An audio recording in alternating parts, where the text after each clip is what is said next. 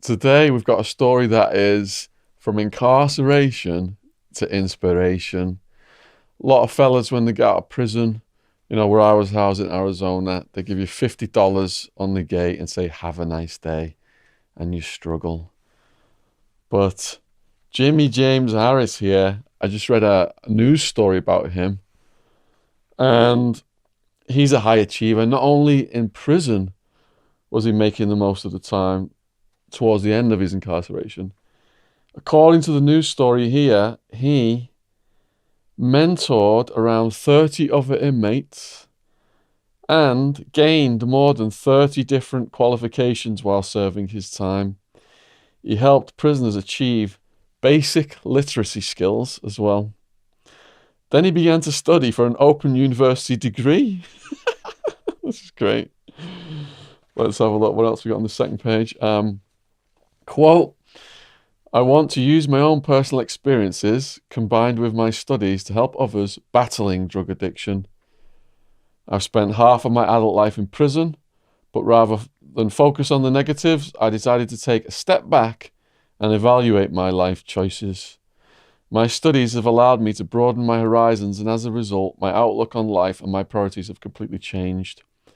I love to work in a rehabilitation unit as a therapist, and I know to achieve that, I've got to work hard.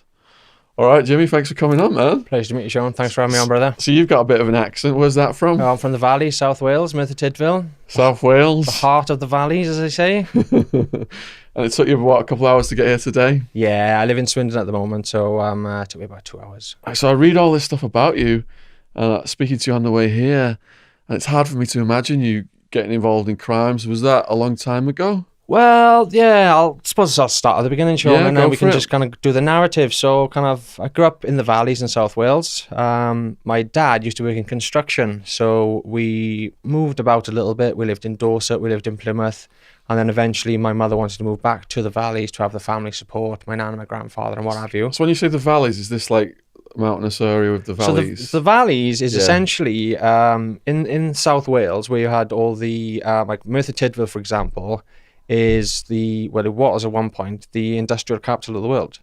So you had all the pits, the ironworks, the steelworks, and at its peak you had people migrated from all over, Spaniards, Italians, Irish. It was a proper hub of all that kind of stuff.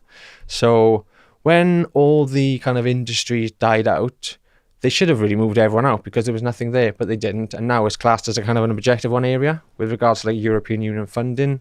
It's quite a high, what's the word I'm looking for? It's quite a high poverty-stricken area. I know it got hit hard when Maggie Thatcher was in and she was closing all the mines down and stuff. Yeah.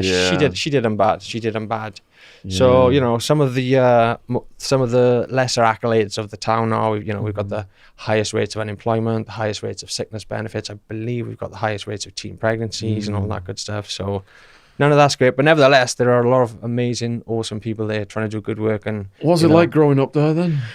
I grew up there, so I moved back at about 7 years of age, and I was in a Catholic school before I moved back to Wales. And then, so when I moved back to the valleys, I went to the Catholic school, which was out of town. So my first hurdle was then all the local kids all went to the local school. So I was already a bit of an outsider off that kind of basis. And then on top of that, I've kind of, I've never been one of these kind of people who was into sport or the kind of normal thing. So when my mom would always be on my case, go and play football with the boys, go and do this, that wouldn't interest me. I'd rather, you know, spend time alone, just contemplating and doing different things and reading and whatnot. And then, so my parents divorced then about the age of 9, and my dad left. He said he was going to take me with me, and he never came back for me. So there we go, that was that. So you were 9, your dad left, said he's going to come back for you, he said he's going to come back. Yeah, basically my mum... No contact at all? Nothing at all, no. It's got to hurt at that age. Yeah, but at that time, I kind of I wasn't fully aware of the whole situation. It's only quite recently my mother and I have sat down and talked it through, and it's only a few years back through my paternal grandmother passing away that my auntie found me on Facebook, let me know. Yeah. My father and I reinitiated contacted via letters. He'd gone to Africa away for work, started another family, things like that. I was trying my best to kind of reinitiate contact, because obviously I wanted a friendship and, you know, to grow that kind of bond, and he's just not interested. So it's just one of them. What about situations. siblings? I have a sister, a younger sister. Yeah. She is an amazing young lady. She's 4 years younger than me. She's got 2 beautiful kids. She's self-employed. So your dad left you and your sister and your mum? Yes. Okay. But my mother then had met my stepdad in the interim. So Okay. my stepdad came on the scene, an amazing fella, you know what I mean? He's more than a dad to me than my real dad ever was, and he's always, he's never turned his back on me, and I've been in a bit of trouble, as you know, over the years. Yeah. But they've never turned their back on me. They are fantastic support of a family, so yeah, brilliant stuff. So was there any early signs of trouble, or did it come about in your teens? So after all that kind of happened, I, through my stepdad, was then introduced to his family. So there was a couple of his nephews, all a bit older guys, and the one narrative would be we got into sniffing gas. Sniffing gas? Sniffing lighter fluid. Yeah. Lighter fluid? Lighter fluid out of a can, the one they used to... And you know, some people will be familiar with that. It is some kind of next level hallucinogenic. So all I knew then was it was the escapism. And yeah, it sounds absolutely bizarre, I know. But now, later on, through a lot of other research that I've done, what I've found out is that it causes altered states of consciousness. And through these altered states of consciousness, you can get into things like past life regression, out-of-body experiences, and all that kind of stuff. So, like I said, I wasn't aware of that at the time, but now I know that these are the things that I was inadvertently doing during those times. So if you were doing the gas and it was taking you into a different, let's say, mental state, what was the mental state you were trying to escape from? Probably just the whole... you know, the valleys are a grim place. There's no real kind of scope for, you know, youth clubs, or there's nothing going on really, Shaun. Do you know what I mean? So drugs are a massive part of... so there's no outlets to do normal things? There's no outlets for anything productive whatsoever, no. So that was that, and then that kind of led into cannabis a little bit later on, and then sniffing bloody petrol. So how old are you sniffing the gas? 9 years old, I started. And how old are you when you did your first weed? 11 years old in year 7 in school. And then sniffing, what was it after that? Petrol. Sniffing petrol, how old are you? Between the ages of about 13 and 15. And what is the sniffing petrol high like? So the sniffing petrol, somebody else introduced it to me through just sniffing it through a bag. Now it's exactly the same effect as the gas, but again, it takes you into these altered states. And pardon me, we lived in a pub at the time, and I would come home from school, go down into the basement because we had 2 motorbikes, and I would just sit down there for hours, just sniffing. What's the mechanics of sniffing petrol? Just literally huffing. So if you're huffing Got it in a bottle or something? You can just do it straight out of the tank. So if it's in the tank, Little you're sitting on the bike and just huffing it through the... Because I've written about Pablo Escobar. Okay. And one of his torture methods was they'd soak a cloth with petrol. Right. Put it in your mouth. Yeah. Strap your mouth down. And if you didn't answer them correctly, they would just leave it in there until your eyeballs came out. Oh, shit. So I imagine that chemical is quite strong, the reaction. Definitely. What I did also discover was you've got unleaded petrol, and then you've also got leaded petrol, which was the 4-star.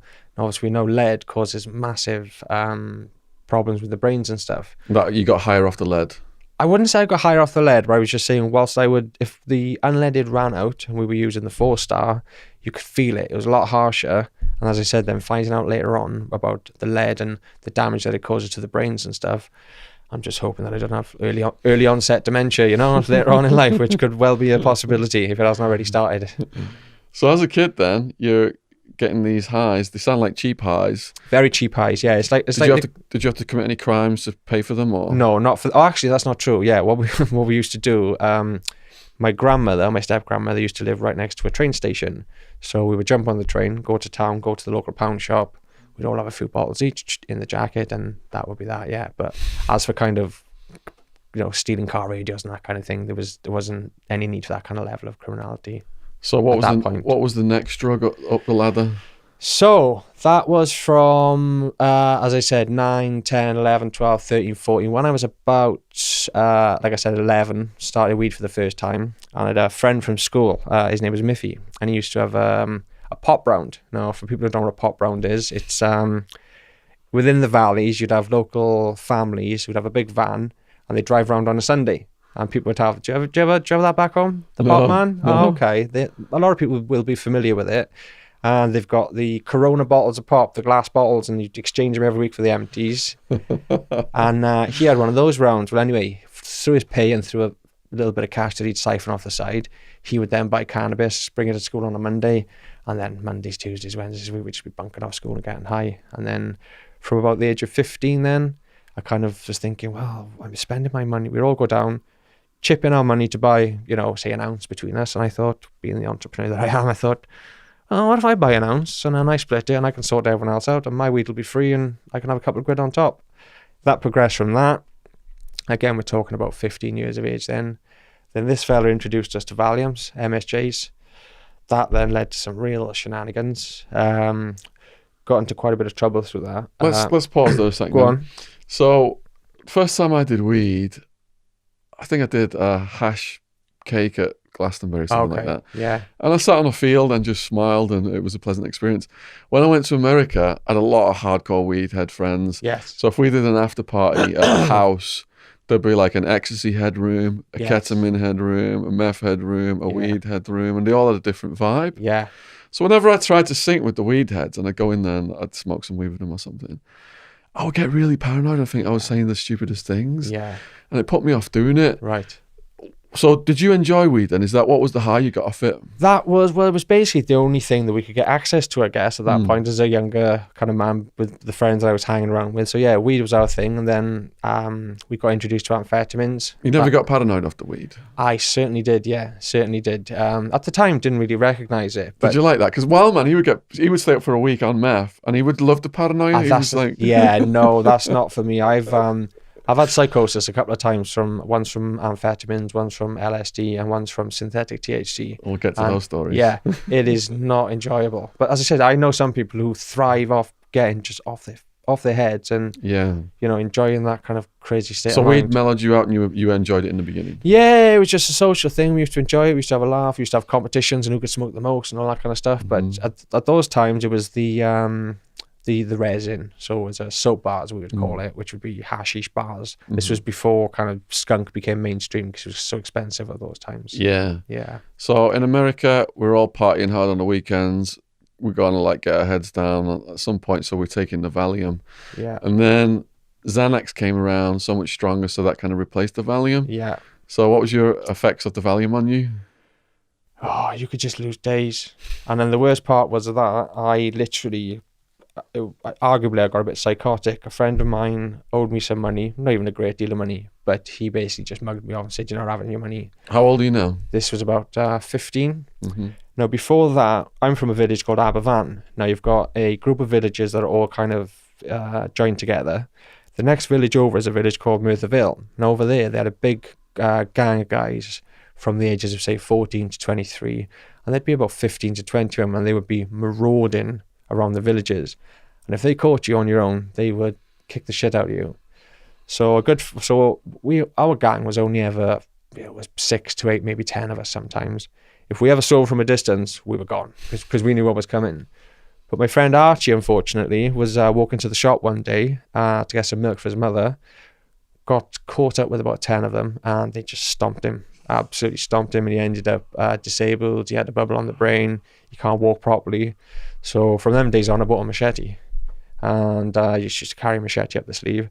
I've had no intention of using the sharp end of it, because then you're going to take someone's head off. But had I needed to, I would have just used the blunt end, someone's shoulder, just to, I know it sounds crazy, but these were the younger days. I was a bit less, a bit more off-key then, we should say, rather. So yeah, eventually, with the situation of the friend who owed me money, I was trying to smash his door in with a machete. Everyone was out in the street, and next thing you know, the police arrested me in a phone box for a machete. So that was my first offence for an offensive weapon. So what was your arrest like? To be honest, I can't remember a great deal of it, but luckily for me, because my parents owned the local pub and they are very well known within the village, I think I was quite lucky in the fact that the magistrate knew us, used to drink in the pub, and they just kind of put it down as a non-specific offensive weapon, which resulted in a much lower, which I think it was a discharge. I think that's what they call it. So did you have to do young offenders? No. Luckily, no. So you got a pass on that Got one. a pass on that one, yeah. And thankfully, because I know all about these young offenders, as I'm sure you do too. Yeah. So that didn't scare you out of crime, though. No, not at all. No. So that was about the time then when I got expelled from school. So I hacked into the computer. When I say hacked into the computer, anyone who's an actual hacker will be saying he's talking shit. I didn't hack into the computer as such, but what happened was, because of my age, we didn't have the internet in the computers then, but there was one computer in the IT suite that had an AOL logon. And I saw on there one day that there was a guest option. So I thought, I'm with AOL at home, perhaps I can log on as a guest. Logged on, boom, I'm in. I'm like, holy shit. So I gave my log on to all the boys. So they're all logging on, looking at, as you can imagine, all sorts of nonsense. That eventually came on top. They found out it was mine, called my parents in, and I got expelled from school about, well, it was a few weeks before my GCSE exams. Oh, man. So all that kind of went downhill. Were you able to take those GCSEs somewhere else? Well, they allowed me to do the GCSEs. They said, you're expelled, but you can come back and sit the exams. Yeah. During which time I was sleeping rough in the streets, and that's through my own fault. My parents were out looking for me every night. You know, my parents, bless them, I put them through bloody hell, bless them. But they were out looking for me every night. They wanted me home, but I didn't want to go home. So during one of the exams, I actually fell asleep and was snoring so loudly that they brought me out of the exams and said, we're going to cancel all your exams through disrupting other people. Oh, so that was basically a washout for the whole GCSE stuff. What's it like sleeping on the streets as a kid? Oh, well, that's another story. So I was 15 going on 16, maybe just past 16, and the guys who I was hanging around with were all older fellas than me, you know, at 19, 20. So they got me into breaking into garden sheds, stealing cars. We'd steal cars, I would sleep in them. But the little buggers, what they would do is we would go around committing crimes, burgling sheds. But then the next day, these guys would go to these people's houses. Oh, I heard your shed got broken into last night. Yeah, it was that Jim who did it, when it was actually them doing it with me. You know what I mean? So, yeah. And what benefit was that for them to snitch you? Just to get any kind of onus off them, if anyone was suspicious of them. Not a reward or anything. Not so much a reward, no, but just, you know, to make sure, because they were known for doing it as well around places. So, you know, it was him kind of thing. So, right. I see. And did you get apprehended in any of these thefts? So eventually, yes, basically we stole a racing scooter, and I was racing it up and down the village, and my dad's looking out the window thinking, oh my God, look at him, the little bastard. So he phoned the police. He eventually caught me up on the Taff, it's called the Taff Trail, and grabbed hold of me, phoned the police. When the police came, the police said, you need to let go of him because, you know, this is false imprisonment. They arrested me, took me to the police station, explained the situation, and then they put me into a supported housing complex, which was called the YMCA. I was in there for a few weeks, and then they gave me a flat. 16-year-old. Now, you know, these days it's all, they don't do any of that anymore, but these days, you know, giving a 16-year-old, you know, basically a criminal troublemaker, there's your flat. So again, my parents came back on the scene. They were trying their best to help me. Look, we'll help you sort the flat out. And that eventually got broken into and trashed. So you got your own little apartment then? A lovely little flat, yeah. And you turned it into like Party Central now? No, not at all. Not at all. It wasn't a party house. I tried to make it look as good as I could. And the thing with me is, growing up in school, I had some real good friends, close friends, good friends from good families, but at the same time, I was a man of the people. I was friends with everybody, so I wouldn't just hang around one group. I'd be, you know, smoking with the smokers, chilling with the other guys, smoking weed with the other guys, and all that kind of stuff. So I was kind of friends with everyone. But after the flat then got broken into, I kind of went back, stayed with my parents for a bit. More trouble ensued then again, revolving around bloody Valiums and drugs, and I think I got arrested again. What was the nature of the problem that got you arrested? I think my parents found a shitload of Valiums that I brought home, chucked me out. I was again living on the streets. I think I broke into a car, done a few other bits and bobs. So they arrested me again, and then they put me into another supported housing complex, but this was called the Old Bakery. Now, the Old Bakery is for 16 to 24-year-olds based over in a place called Aberdeen. And what they do is, you're in there, you have your own little self-contained bed sit, and then they teach you life skills. So how to look after yourself, how to decorate, all these different things. And then when they think that you are self-sufficient, I think I was there for 18 months, they will allocate you your own flat. What happened with me was I managed to secure a job in T-Mobile, which was a contact center that was built in Merthyr. And my mother said, come and move home and we'll get you a brand new car. She'd already bought a brand new car. So she kind of said, if you come and live with us, get yourself sorted, you can have the car. I thought, oh, well, that sounds like a fair enough deal. Moved home and, things were good. That would have been 2004. And I was working full time, doing my thing, still smoking weed, but not like selling any kind of major amounts of drugs. And then I met my first girlfriend, moved in with her. That kind of went by the wayside. And then eventually ended up being homeless again and getting another flat. Fell out with my parents. And the problem being for me is when there's no like, if you're in touch with your parents, they always know what's going on. So, for example, my mother knows. She can just look at me and go, something's going on, what's going on? You're not right.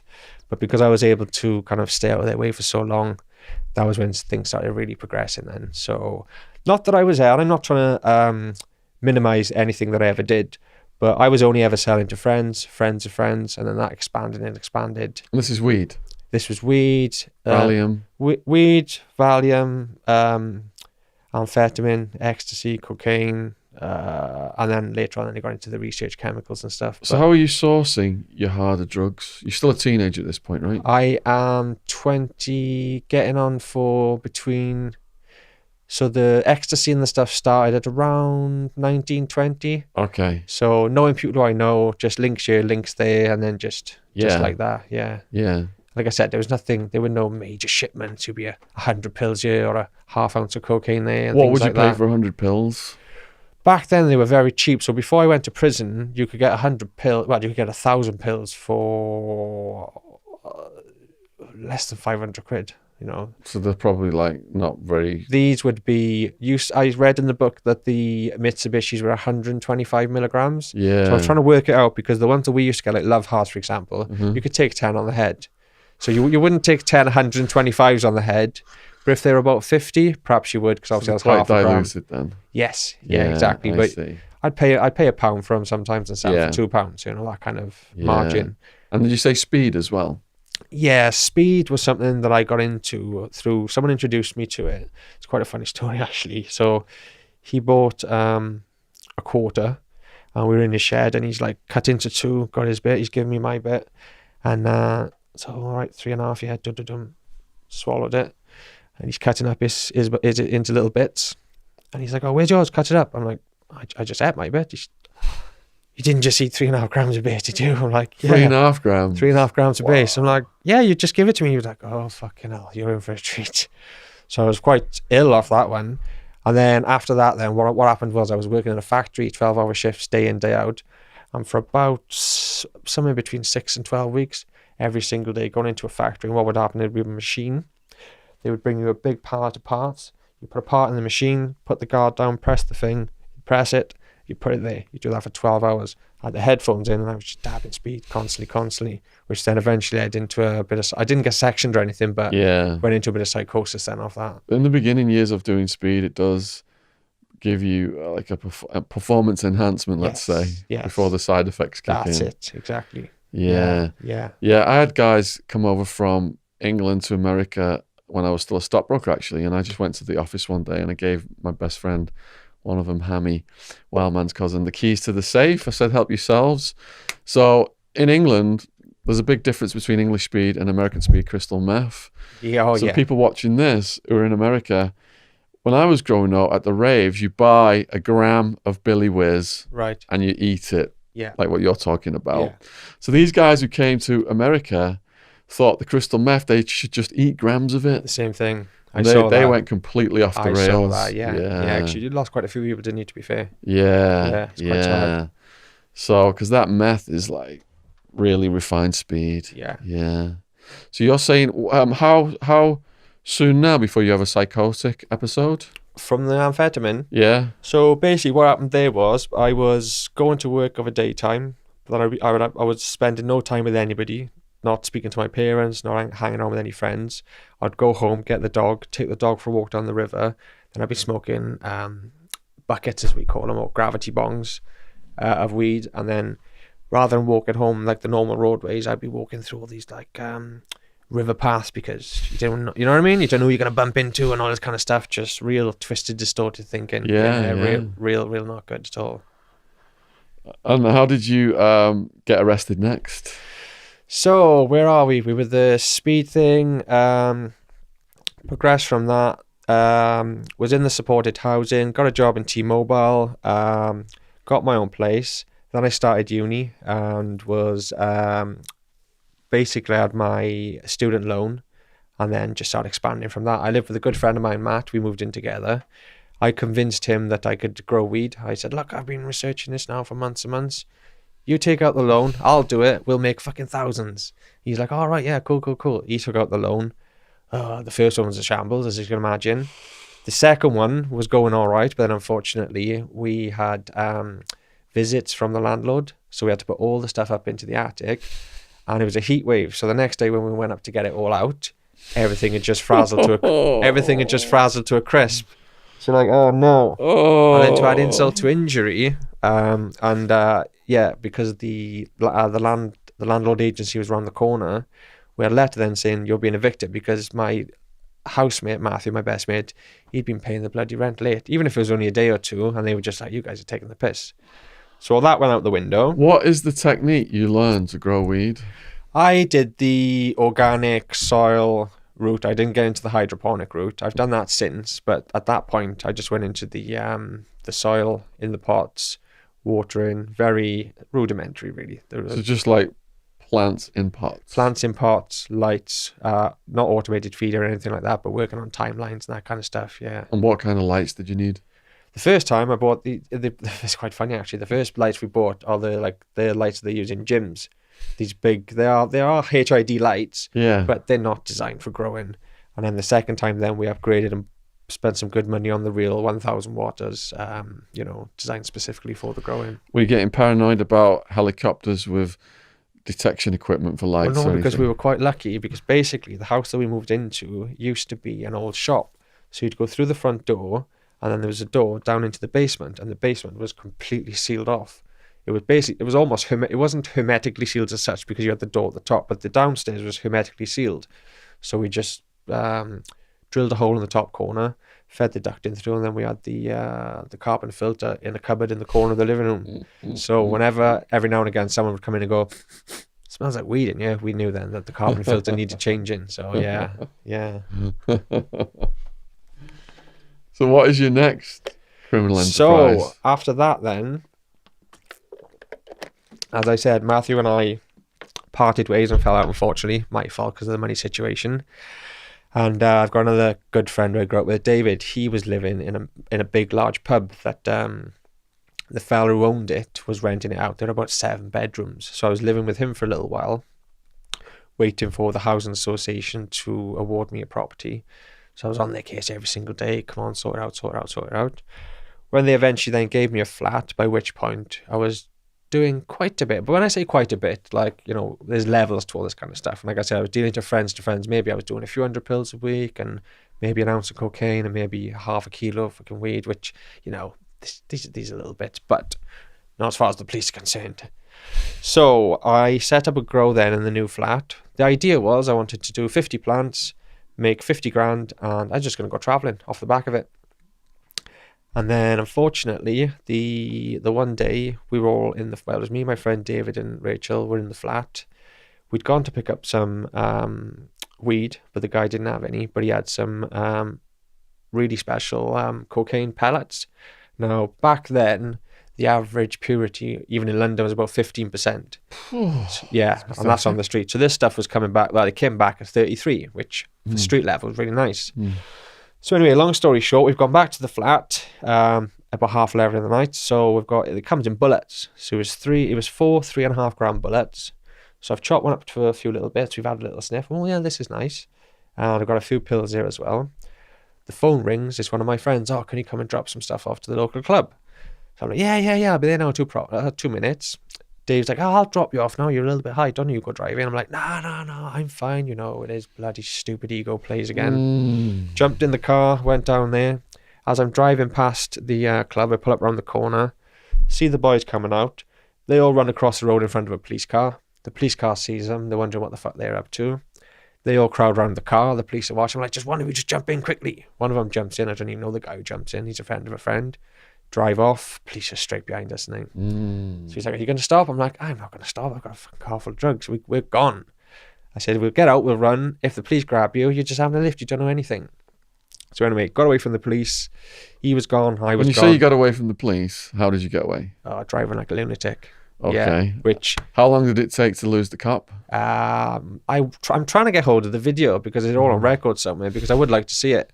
But somewhere between 5 and 6 minutes. 5 and 6 minutes. Bearing in mind, Merthyr is like this. It was absolutely ridiculous. I have to own that. Like, I was flying down side street. It was 1:30 in the morning, but that doesn't defend it at all. Yeah. And eventually, as I say, got away. We run off on foot, but I had bloody loafers on, so I went flying. Now I'm hiding in the garden. Now I'm thinking, right, I can't get anywhere. And where are your drugs at this point? I'm about to get to that, because this is the most stupidest part. I've left most of the drugs at the flat. Now I'm hiding in this garden. I've got 3.5 of coke in my sock, plus the other one that's chopped up. I've got 15 ecstasy tablets, which was for the guys who has to drop off on. I've got a knuckle duster in my other sock, because obviously I used to carry that just for a bit of protection, and about £3,000 in my wallet.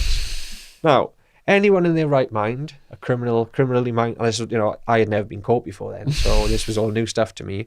Anyone in their right mind would think, right, get rid of all of this, hide it. Nah, not me. I'm thinking, I just want to get back to the house and party. Oh. I know, I'm such an idiot. So, this diesel BMW driving back and forth. I can hear in the street. I'm thinking, oh, right, fuck. The chopper's going to be out now with the dog. Eventually, it slowed down, so I thought, right, this is my chance. So I walk out of the garden, and as I stumble out, what do I see? The BMW. So, so I style it out and pretend that I'm just like a drunkard walking home. It's like, hi guys, you right? So they stop, they look, they think nothing of it, drive off. I go round one corner, round another corner, there's 3 coppers. Oh, you, come here. I'm like, oh no. Are you the guy who's driving that Citroen C2? I'm like, no, come here. Grab my pocket, Citroen C2 key. I'm like, oh no. They're like, get in the fucking back of the car. And bearing in mind, they've cuffed me up front. I've got a pocket full of drugs here. The knuckle duster I did actually get rid of. And as I said, a pocket full of money, because I'm not going to throw my money, obviously. And they were all buzzing. Yeah, we've got him. Took me to the police station. While I'm in the holding cage, which is the glass room, I'm trying to like surreptitiously get out my sock, but bearing in mind, it's bags within bags within bags. I'm not going to be able to do anything with it. There's no keystone or anything like that. So when they're eventually searching me, he does the one side, finds nothing. He does the other side.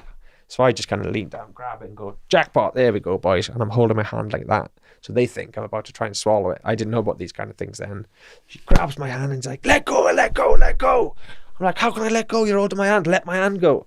So there's about 6 of them, buckle me on the floor, drag me in the cell, strip me naked, beat the shit out of me. They've got me up on the bloody bench, lifting my leg up in the air so they can see right up my bloody arsehole. Forgive me for the being crude, but you know how it goes. And they left me in the cell for about 6 hours, freezing cold, off my tits as well, because obviously they had a bit of cocaine and MDMA. And they were loving life. You're going to prison in the morning. You're a scumbag drug rat. You'll be off the street. So I'm like, oh, right, great. So when they're interviewing me then, they're asking me the questions. What's this? What's the other? I'm like, no comment. They're like, oh, what have you got to say about this? So the fella who I picked up, who I didn't know, I said, listen, they got nothing on you. If they grab you, you just say you're having a lift. You don't have to say anything. Oh, he just gave the full statement, didn't he? Me and my friends were out in the club. They said they knew a guy called Jimmy who could sort us out with some ecstasy. So we met up with him. We pulled off. The police came behind us. He said he wasn't going to stop because he had a car full of drugs, blah, blah, blah, blah, blah. So normally you would have been bailed on those kind of scenario, but because of that, fear of intimidating the witness and all that jazz. And I don't hold any grudges, and he was green. He was a young guy. He didn't really know the score. Yeah. We know how the police operate, don't we? So, had the interviews, had this, that, and the other. It was quite... because I'm sure you know, it's like you think you're invincible, don't you? Until it happens, you just think I'm invincible, and then it happened. I was like, oh shit. So caught them the next day, reading it all out. Oh, it all sounds bloody great. Take him down, take him to jail. I'm like, oh no, I'm fucking going to jail. So I'm sitting in the bloody Reliance van, all the stuff's going through their head, you know, Shawshank Redemption and all the other films, and I've watched Oz and all the, you know, I've seen all the bloody prison stuff, thinking, oh no. But bearing in mind, all the other guys are all cheering and, yo, drive, where are we going? Are we going to Cardiff or Swansea? Like, we're off to Swansea, boys. Yeah, Swansea, brilliant. I'm like, what the hell's going on here? I did not realise we're going to jail. And so yeah, we eventually get to Swansea jail. I'm obviously shitting my pants, but trying to put a brave face on it. And we get in and we're getting processed and sitting in the waiting room, and I'm just trying to be cool as a cucumber. And there's 2 young co-defendants there. And an old fella sitting next to me. He didn't have a tooth in his head, rattling his tits off, but still a cheery demeanour about him. And he says, first time, is it, mate? I was like, oh, is it that fucking obvious, is it? He's like, yeah, you listen, don't worry about it. He said, you'll be absolutely fine. He said, just don't get into any debt. Don't get into any nonsense or anyone. He said, just do your thing and you'll be fine. So that was the first bit of like, oh, okay, that was nice. And then they take you to the induction wing, and the induction officer takes you in, and to be fair, you know, he's like, oh, first time's going through it. He's like, look, at the end of the day, this is your punishment, coming to prison. You're not to be punished while you're here. You have any problems of any staff, of any inmates, you come and see us, and, you know, we'll sort it out, because that's not what you're meant to be here for. So, and again, that was a little bit comforting.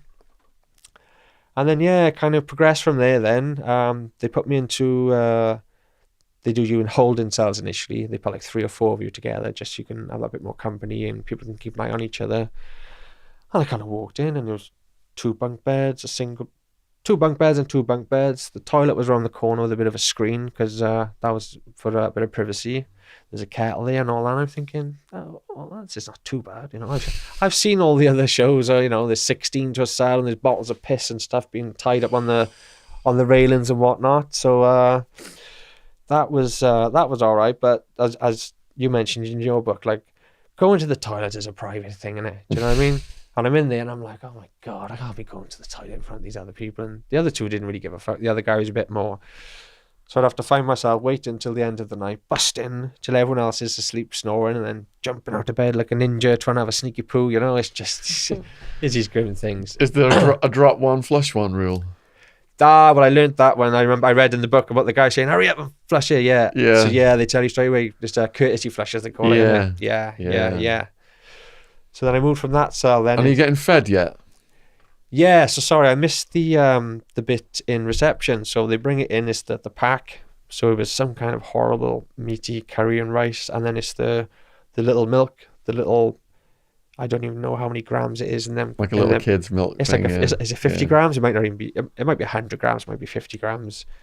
And your little tea pack. And I thought, I ate mine straight away. I ate my food, and then I ate my breakfast pack. And the guy, you're probably ravenous. Yeah. Coming down off everything. He said you might want to keep that for tomorrow, mate. He said, because you won't be getting anything else now until midday tomorrow. Because they give that to you in the evening, and then it's like if that's 4 o'clock, you're talking a good, you know, at least 16-hour window then until lunchtime. And lunchtime's never anything to to celebrate about. So yeah. So you moved to a more permanent housing situation? Yeah, so that was the induction wing. So on B wing then, I had a cellmate, Dinky, lovely fella, but oh my God, he used to snore like a wildebeest. So he was on the top bunk, I'm on the bottom bunk, and he said, if I'm snoring, he said, you just wake me up. So every now and then I'd have to kick the bottom of the bed, shake him out of his reverie. Oh, what's going on? I'm like, oh, dude, you're snoring. Can you just turn over for me? Yeah, no problem. Did you try and make self-made earplugs? Well, this is the next thing, yeah. So after about 3 days, I just couldn't cope. So there were a few guys who were permanent residents on the induction wing, signs on the door, this is not a shop, please don't come begging, because the answer will be no. So I went in the chat and said, guys, surely you must know some of the garden parties where I can get some earplugs. He was like, I might be able to sort you out to pay. And then he did the next day, and they were my most treasured possessions, literally for the rest of my sentence. Because, as you know, it's nothing worse, is there? Oh, nothing worse. Getting sold up with a snorer. Oh, there's nothing worse. Yeah. Or someone who's wanking on the bunk all night. That can make noise as well. I never had one pad mate who used to do that on the top shelf. And I used to put batteries in the sock, and whenever I heard him, he would have a whack with the batteries in the sock, and that would be the end of that. Yeah. Dirty bugger. How many different cellmates did you have over this incarceration? I haven't put them all on you, but there's at least third year, and I probably had a few more, but I've only put down the ones that were of note. So I'll go through like I mentioned Dinky just now, the Storer. Yeah, rather than just listing them, have you got stories about them? Yeah, that's right. I'll mention them that. and then do the story. Let's do that, so eventually then. So what happened was, during that time of early 2008, the prisons were massively overcrowded. So they were letting people out early with 18-day release. Every time you'd go to court, you'd end up getting locked out and going somewhere else. Yeah. So I'd go from Swansea to court, get locked out, end up in Cardiff, get locked out.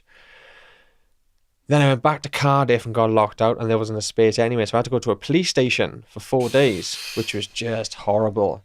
But then when I went to Gloucester, I was in with this lovely little fella. I forget his name.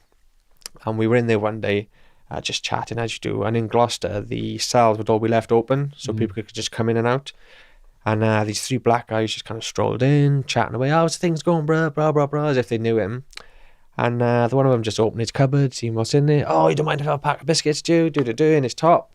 So I'm kind of sitting there thinking, okay. They all leave. I'm like, friends of yours, mate? He's like, never seen him before in my life. I'm like, oh, fucking great. Like, all my stuff's under the bed. I'm like, oh, and imagine there's 3 of them, there's 2 of us. I'm like, oh, I don't really want to get into a fight over a pack of fucking biscuits. But anyway, but that guy who I was in with, we had our mail like every day, every other day. And he received a letter, and he just opened his drawer and he put it in with all his other letters and shut the drawer. So obviously, you know what it's like. As soon as you get that letter, boom, boom, boom, you're there reading it. So I read my letter, put it down. I said, you're not going to read your letter? He said, oh, I can't read or write. It's like, oh, do you want me to read it for you, bro? He went, oh, would you mind? I'm like, of course not. So I grabbed him. He had about bloody 20 letters. So I'm there reading his letters for him. He's there in tears and bits and bobs crying. And then I'm writing letters back then to his family, you know, telling him the things that he wants to do. So that was quite a nice little kind of element of it all. And then, who else have we got on my old list? The other part then in Gloucester, the worst part, where they had me in a safe cell, well, not in a safe cell, sorry, a cell on my own. And in the window, for some stupid reason, someone had made a noose, but out of a real thin strip of bed sheet. Nothing, it wouldn't even have held a hamster up. It was just something, someone must have just been bored and made it, and, you know, and put it up there. So this young officer comes in, and he's doing his checks and all that, and he goes, so what's this? I'm like, I don't know, it was already there when I came in. He goes, next, you know, 3 of them come back, oh, we're moving you to a safety cell, you're a risk to yourself, you're going to hang yourself. I'm like, hang myself on this? So then I have to go from a normal cell, as you know, TV and all that, into this safety cell, which is just the like white plastic bed. There's no TV, there's nothing in there, stuck in there for a week. Oh, that was a bloody stressful nightmare. So you weren't even going to hang yourself, and they were all over it. That's it. But Epstein, they all fell asleep and let him hang himself. There we go. There we go. That's it, innit? That's it. Mysteriously fell asleep. That's if that, yeah. That's if that's what happened. So then, more cellmates. When I went back to Cardiff, they put me in with this fella. It was an Italian fella, I can't remember his name. And he was a unit. Was he? 22-inch biceps. Lovely fella, Italian fella. And we ended up chatting and whatnot. I said, what are you in for, fella? He said, oh, you won't believe me if I told you. So he told me the story. Essentially, him and his missus had a real big argument. And he'd stormed out of the house, gone for a little walk, and he was just chilling in the bus stop.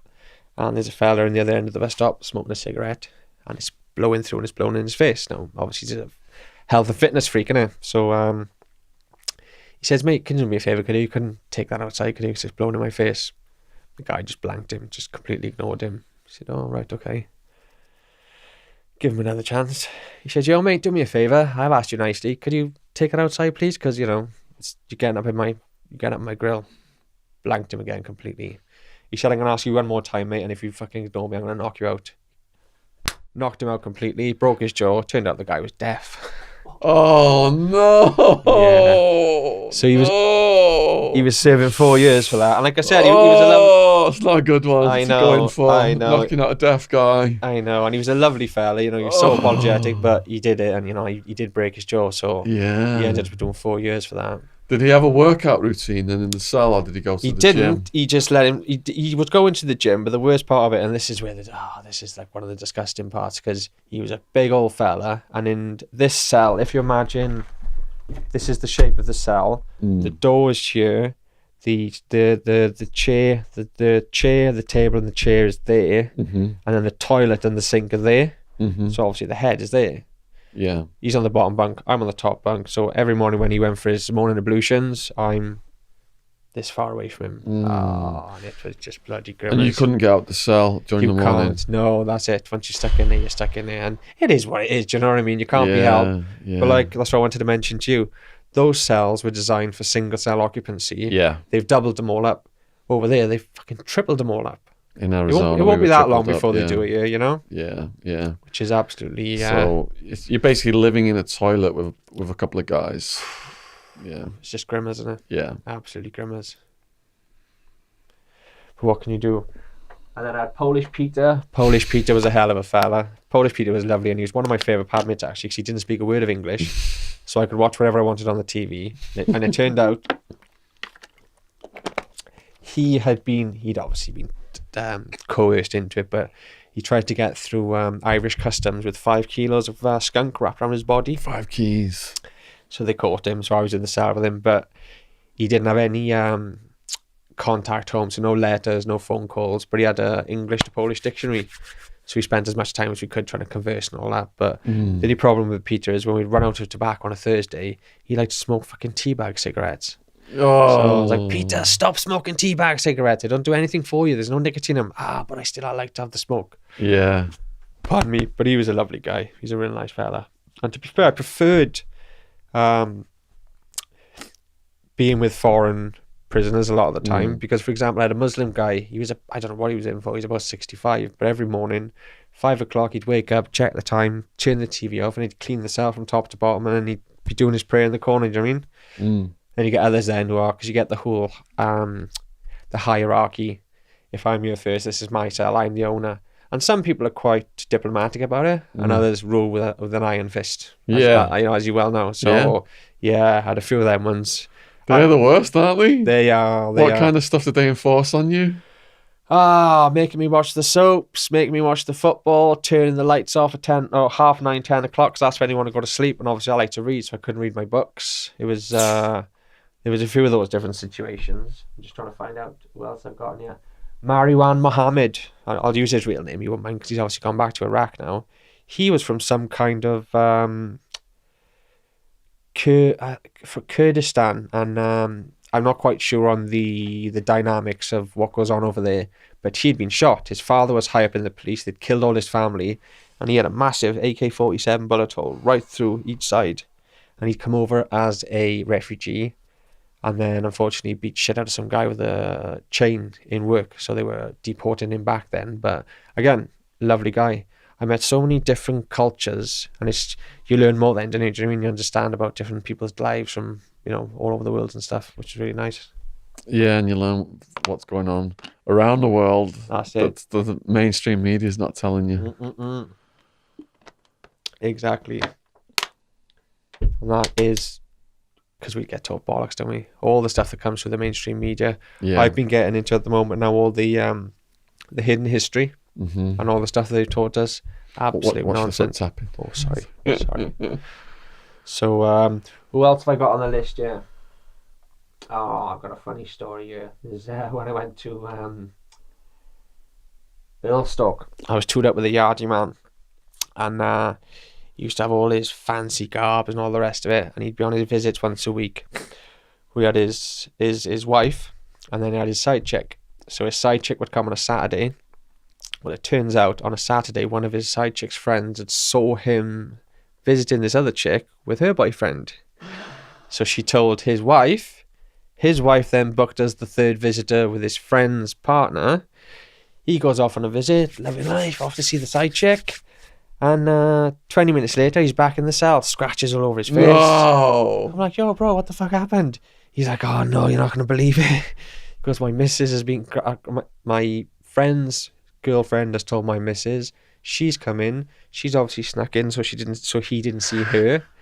And then 10 minutes in, she just come over and leathered the holy shit out of the pair of them.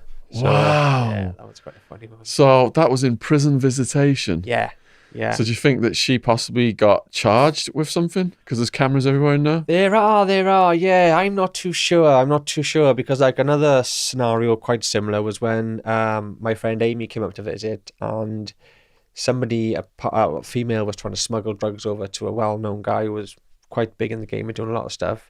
And they were obviously watching him. And then when they went to grab them, the officers have grabbed him. She straight over the top of the table, punching the officers, trying to protect them so he can swallow it. So I don't know what came of that, but yeah, there's a lot of shenanigans. Gets lively in the visitation. Oh, it certainly does. Yeah. Wow. And every visitation is different. Like, the ones in America they're just soul destroying through glass. Yeah, Sometimes. if you're in a higher security level, you sat at a table, plexiglass. You're looking at the other person at the other side of plexiglass. Yeah. But for lower, for minimum and medium, you are sat at a table and you can do a hug. Right. And a quick peck. Yeah. You say kiss your girlfriend as if you like the kind of kiss you're going to give your mum. You're not allowed to snog. Yeah. Yeah. In Cardiff, you can get away with it a little bit, the old snogging, if they see you, because you can pull the chairs together as well. Obviously, if you're taking the piss and they see you, they'll come over. Swansea's the same. In PARC, they've got the tea tables, so there's no gap underneath.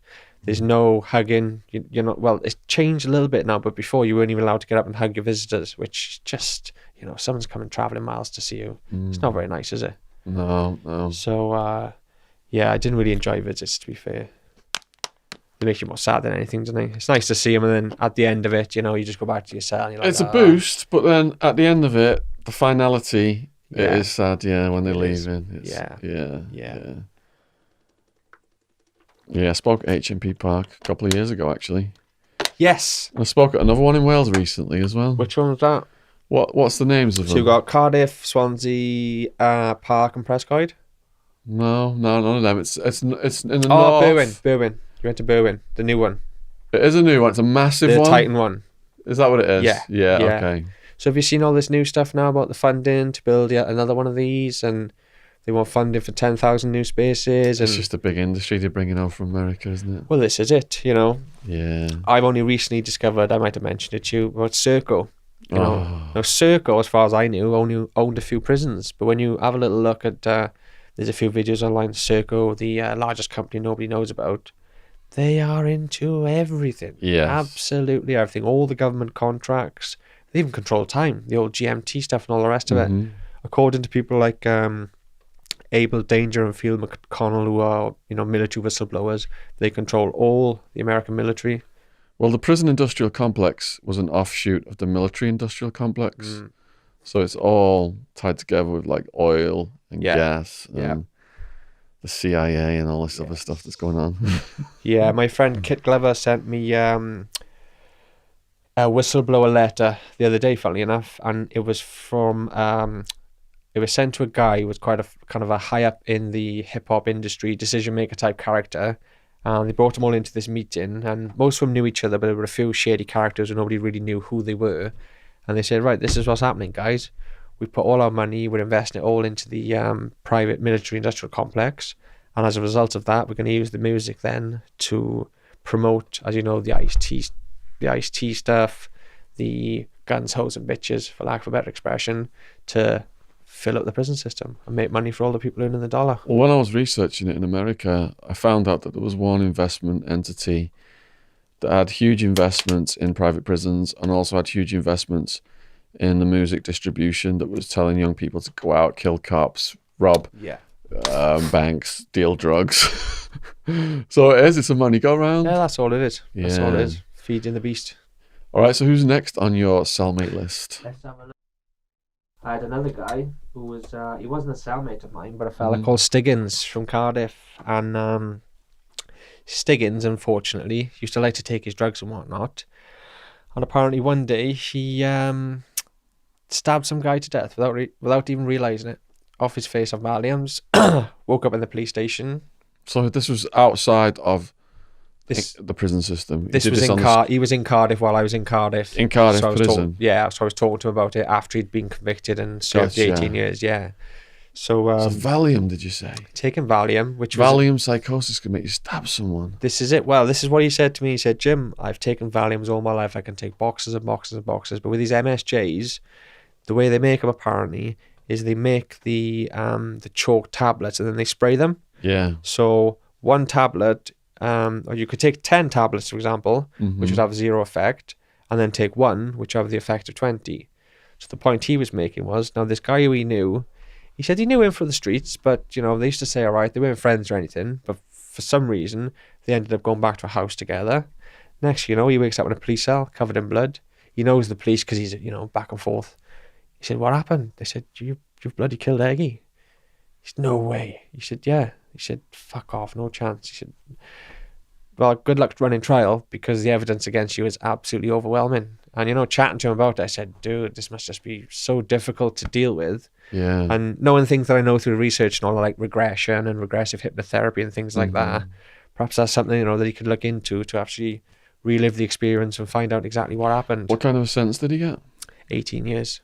And that was on a guilty plea. Well, this is a cautionary tale because I think there's just a level of drug use in the beginning where you're feeling like the high and the enjoyment and you're out partying and you're smiling and all that stuff. Yeah. But over the years, there comes a phase where you're hammering the drugs and mixing the drugs up and you're not realising, you're either forgetting what you're doing. Yeah. You're waking up the next day, you've no idea what happened the night before. Yeah. That's a whole new level, isn't it? Yeah. So if people out there are at that level, these are the things that can happen, like you just described. You could wake up and you could have killed someone, you could have done something, you could have assaulted a woman. Yeah. And so if you're at that level, it might be time to take a step back and reflect on where you want to be heading in your life because it can get heavy just like that. Exactly. Yeah. And again, even on that basis of what you're saying, I completely agree. When these people are within these kind of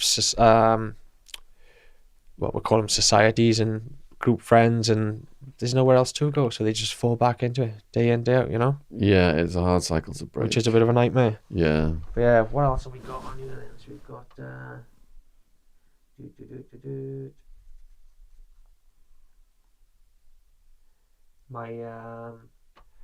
what I went to, we were supposed to go to Earlstoke from Swansea. So Earlstoke was for the 12-step program. So I was looking at 9 years initially, which was just obscene for what it was, the offences. And they said, if you get that, you need to go to Earlstoke, do the 12-step program. It's guaranteed DCAT. So do you know about the 12-step program? Yeah, that's what Russell Brand has written in his latest book about, isn't it? Yes. So within the prison system, at the time, Earlstoke was the flagship 12-step program being run by someone called Juliet Fenn.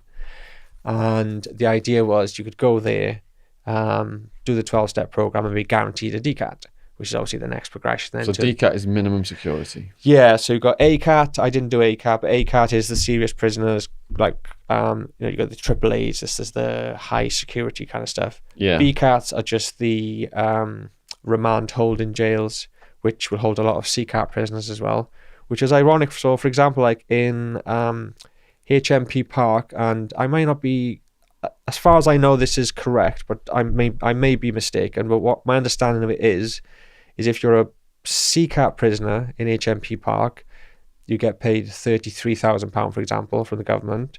But if you're a BCAT prisoner, they get something like £10,000 to £20,000 more. But yeah, this is what the prison gets to house from the government. Yeah. Yes. Yeah. But bearing in mind, you're within the same regime, you get the same food, nothing changes. That's how it works in America. The higher security level, the more money they get. So yes. Supermax, they're getting like 100 grand. Shit, it's a lot. Yeah. And that's what happens then when these BCAT guys are trying to get their progression down to C, down to D. They just get knocked back because there's a financial disincentive. Of course. Yeah. Yeah, exactly. Yeah. And is this all still your first sentence that we're talking about now? Yes. Okay. Yeah, the second sentence was all in PARC, which I'll get to. Okay. So we got to, we're kind of getting to Earlstoke at the moment, do we? So I'll just double check if there's anything more for Swansea. There's different things, like for example in Swansea, one of the craziest things, there was a guy in there they would call him Harry Potter, child molester. So he dressed up as he dressed up as Harry Potter, was trying to be out there, fucking about with kids, doing whatever he was doing. Yeah. And then on a visit, they had him sat next to the creche with all the kids. Oh. So I've called the guard over and gone, hang on a minute, isn't he the Harry Potter fella? He said, yeah. I said, what the fuck's he doing over there with all the kids? You mind your own fucking business, nothing to do with you.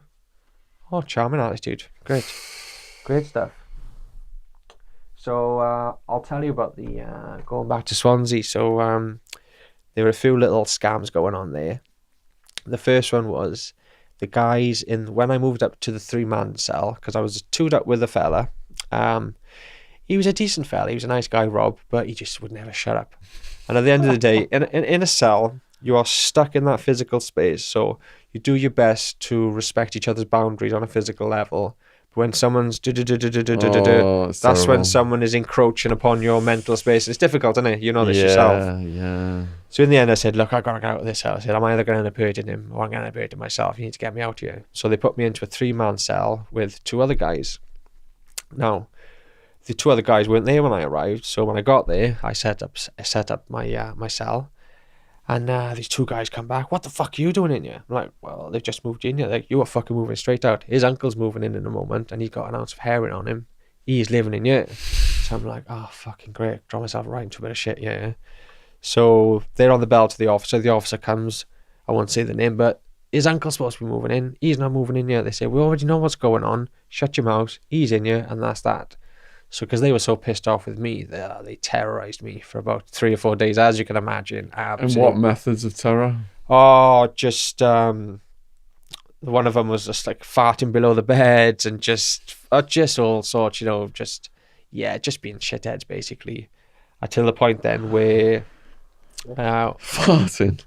Well, basically, you got the top bunk and the lower bunk, dropping F-bombs. You just drop down and fart in my face, like you. Bastard. Oh, yeah, what? You bastard. Oh. So eventually they managed to secure a gram of heroin off the uncle, and they were booting it. Do you want some? No, I didn't smoke at that point, so I was like, no.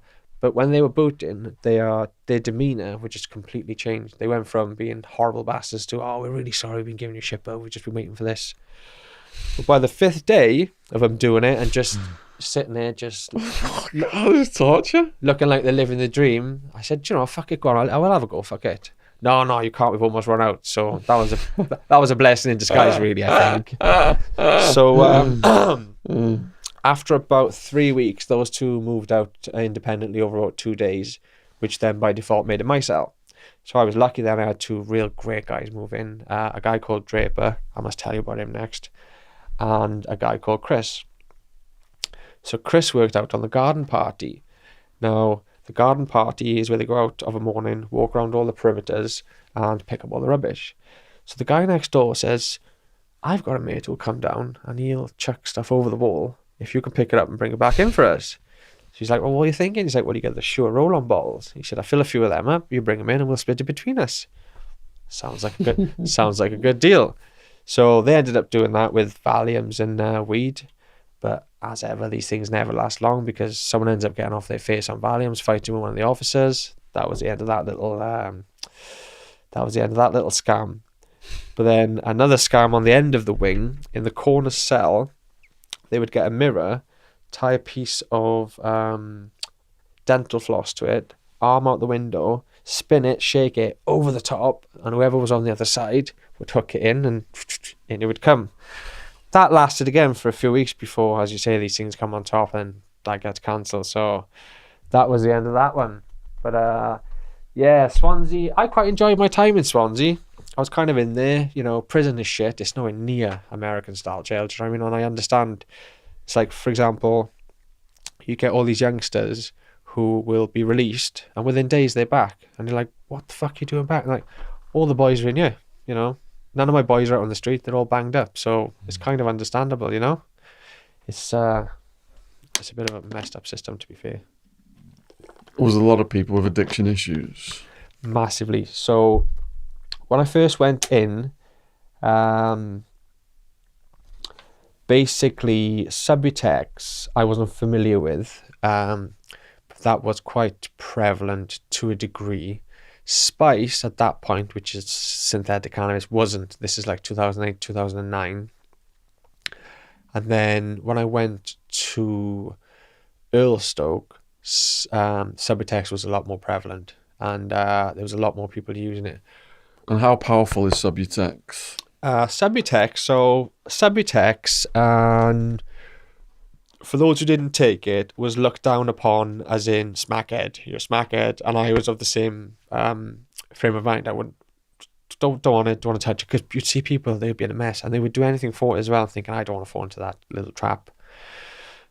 Weed was few and far between the old cannabis because of what it is, and there's more money to be. So, for example, a Subutex tablet you can get for £2 in PARC prison. As soon as it gets over the threshold, that's worth £50. Wow. And then you break that down into even more deals, that can be up to £160. Grief. So, you know, the money is there. It's the same with the spice. When the spice was coming over, they called it fingers, but you could buy an ounce of spice, no, a kilo of spice, sorry, for £1,600, and they were selling for £800 an ounce. So the markup on these drugs are phenomenal. Now, whose idea was it to lock up drug dealers and drug addicts all in the same wings together? They're not stupid, are they? They know what they're doing. I watched that show on Channel 4, Prison, and I watched a little bit of it. The dealers like were making more money in there selling drugs in prison than we were before we got arrested. It's ridiculous, isn't it? It's all to do with the war on drugs. So what they're trying to do now is, I've got a little note in there about people plugging up to get recalled. So if I say, oh, I've got a month left, plug up with a shitload of drugs, go in there, make a fortune, or, you know, a couple of grand at least, and then get released. But what they seem to be doing now is people who are on short level recalls, trying to keep them separate in other wings. But as you know yourself, where there's a will, there's a way. Whether it's through the food, through the church, through the gym, through any of that kind of stuff. It doesn't matter who gets stopped, the drugs keep flowing. Exactly. Yeah. Exactly. So in Earlstoke then, went up there to do the 12 steps. You had to land first, and they were all single cells, which was the beautiful part of it. As you know, single cell is just paradise. Oh, yeah. Oh, absolute paradise. It was really beautiful. So you had the single cell business. Was you going to ask something then? Sorry. I was going to just say tap your leg instead of the table. Oh, sorry. It's okay. Yeah, single cell. I had to wait for a while for a spot on the 12-step program. And the idea through that is to kind of work through the first 5 steps and all the rest. I had like 70 odd hours of one-to-one counselling. That in itself was the most beneficial part of the whole thing. Like I said to you before, about the thing about my dad and all that kind of stuff. I'd never spoken about any of that kind of stuff. Yeah. So it was enlightening. It made me learn a lot of stuff about myself. Yeah. But the most ironic part of the whole 12-step setup was that there was based on a wing called IMBA. Now, IMBA is it's one of the newer builds, and it's you walk onto the building, and then there's a doorway. There are 20 cells downstairs and 20 cells upstairs, but the officers never go on to the landings. They've got a tannoy system. So all the people who were doing the 12 steps were on the lower level, so 20 of them, and there were 20 people on the upper level, and they were all big guys doing, 20s, IPPs, all this kind of stuff. So I bumped into a mate of mine who I knew. He said, oh, come upstairs, come and have a look. So we're walking down the landing, and there's just guys kicking back on their phones, doing all this. I'm like, what the hell's going on here? He's like, yeah, the officers never come up here. It was literally just a free-for-all, honestly, an absolute free-for-all. So you had the 12 steps program running downstairs, and then you had the guys upstairs going on home leaves, bringing back massive amounts of drugs and flooding the 12 steps. I was just like, what is going on? It was just ridiculous. Absolutely ridiculous. So yeah, I did 9 months there on the 12-step program. And like I said, the most I got out of that was the counselling, and also realising like everyone's story is relative to themselves.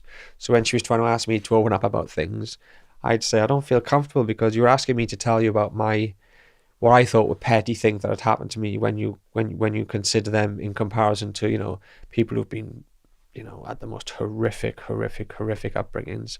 But like she tried to explain, everyone's experience is their own experience and can be just as damaging in its own way and all that kind of stuff. So that was quite interesting. So yeah, a lot of respect for them, the 12-step program. I don't think it runs anymore, to be fair. And I think of all the 100 people that I went on there with, I would argue at least 80 of them were just blagging it because they were IPPs and they just had to do it as part of their course, which kind of defeats the object of, you know, what you want to do it for, which is quite, you know, kind of defeats the purpose, really, doesn't it? Yeah, a lot of people just play the system, do the courses to That's get the it. visits back, or you Yeah. know, if they lost the commissary, get commissary back, that That's kind of it. thing. Yeah, yeah. That's it. Yeah. So what else I got on here? Oh, so there was one of the first people I bumped into on one of the wings was a Welsh fella. He said, "Oh, you're from Wales?" Chatting to him, chatting away for a while. Some other guy comes over. What the fuck are you doing talking to him? I'm like, what do you mean? He's like, that's Goatee. The guy got caught fucking a goat. Nobody talks to Goatee. Oh. Nobody talks to Goatee. I'm like, oh no. Is that a wind up? No, literally, apparently he was standing on a crate with a goat and a big old train went past and he got caught. So yeah, people didn't talk to Goatee and I learned that one the hard way. So yeah. Wow. There was another fella on there. He was plugging his phone and he got stuck. He ended up having to have a colostomy bag. Because of a phone up the arse? Yeah, he wasn't willing to say, look, you're stuck. And in the end he had to go to hospital and have a colostomy bag. And there's another guy I want to mention, Faisal, because I really, really think you should have him on because he's such an inspiration. He was on the 12 steps with me. The reason he came on the 12 steps was he was down on a wing called Wren. Wren was like the Bronx. And I've already spoken to him. He won't mind me sharing his story. He was basically holding stuff for people for his daily payment of, you know, his gear and what have you. And in the end, he got caught and he was down the block for Christmas and New Year. And he just thought, you know what, I've had enough of this. Came on the 12 steps, did his thing, worked his way through it. And now, I was looking at him the other day, he is ripped. Really? He's an MMA fighter. He Whoa. runs his own G-Man boxing services business down in the southwest. He is an absolute inspiration, honestly. What was his original crimes? Crack, heroin, that kind of criminality. He's from Bristol. Hell of a guy, beautiful soul. And that, just to see him, you just think, if he can do it, anyone can do it. You know what I mean? Yeah, time to get in touch. I will. Sounds like a good story. I will, yeah, because Faisal is a really inspirational story. Big time. Okay. Same as my mate Steve Masterman. I mentioned Steve to you before. Steve is from Wales. He came out in IPP again, and he was doing work for GDAS, which is the Gwent Drug and Alcohol Services. He was working with Kaleidoscope. And he's working with the Wallage now, the homeless charity, which is who I'm working with now as the ambassador. So after going from Earlstoke to Prescoid, we had a few IPP guys on here, Pepsi Watson, Shaun Freeston. Did you see any of those videos? Shaun Freeston, was he the one in PARC? I think so. Yes. I was there when he was in PARC. So Really? I remember the story where he chopped the guy's ponytail off. So when I was watching, I was laughing my head off, saying, I was bloody there then. So you can confirm this. Yes, That's good to hear. 100%. Yeah, 100%. Did you talk to him at all? Or? I didn't see him, no, because at that point I would have progressed up onto the higher wings because, as you know, you go in, you've got the ghetto, and then as long as you behave yourself, then you progress up to the upper wings. So right.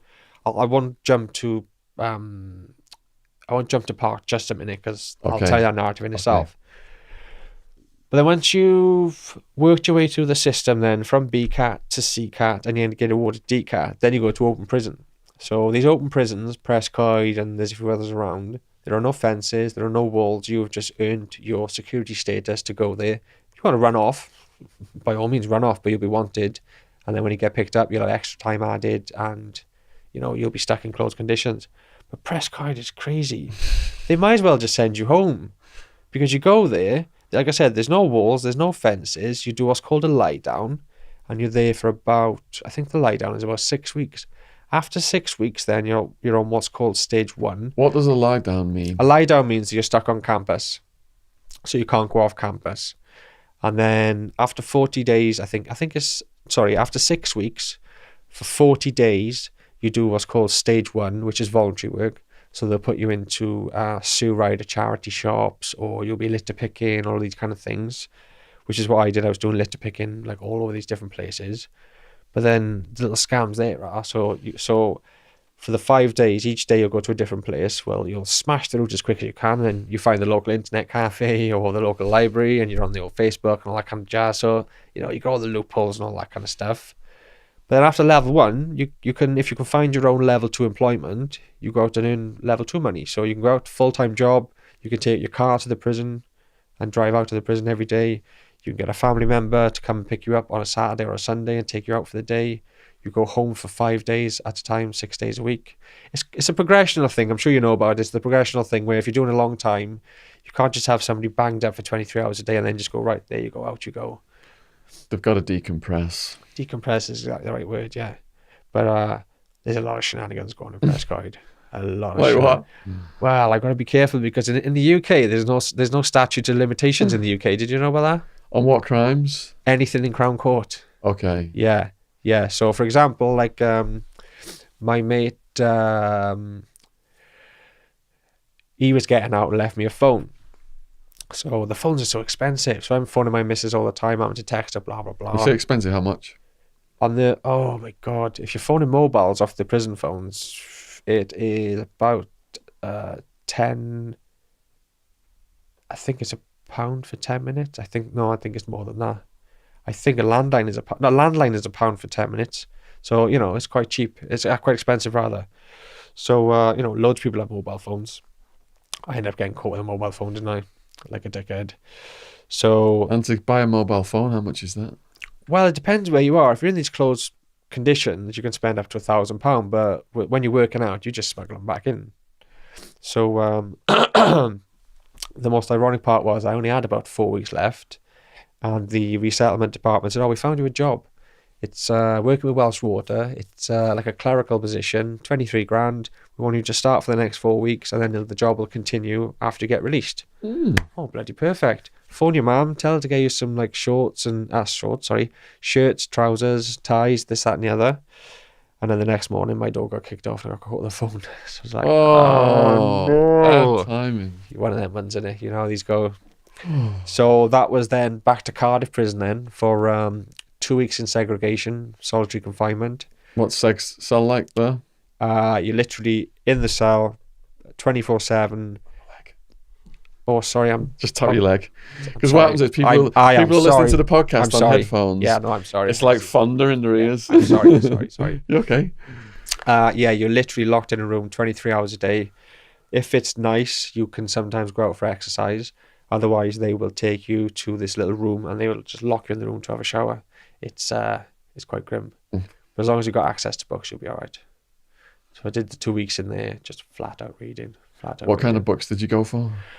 Oh, I brought a list of all the books, literally from like Graham Hancock to just anything and everything really. Did I put the list there? Because I've got such a list just to... We've got a lot of lists here today.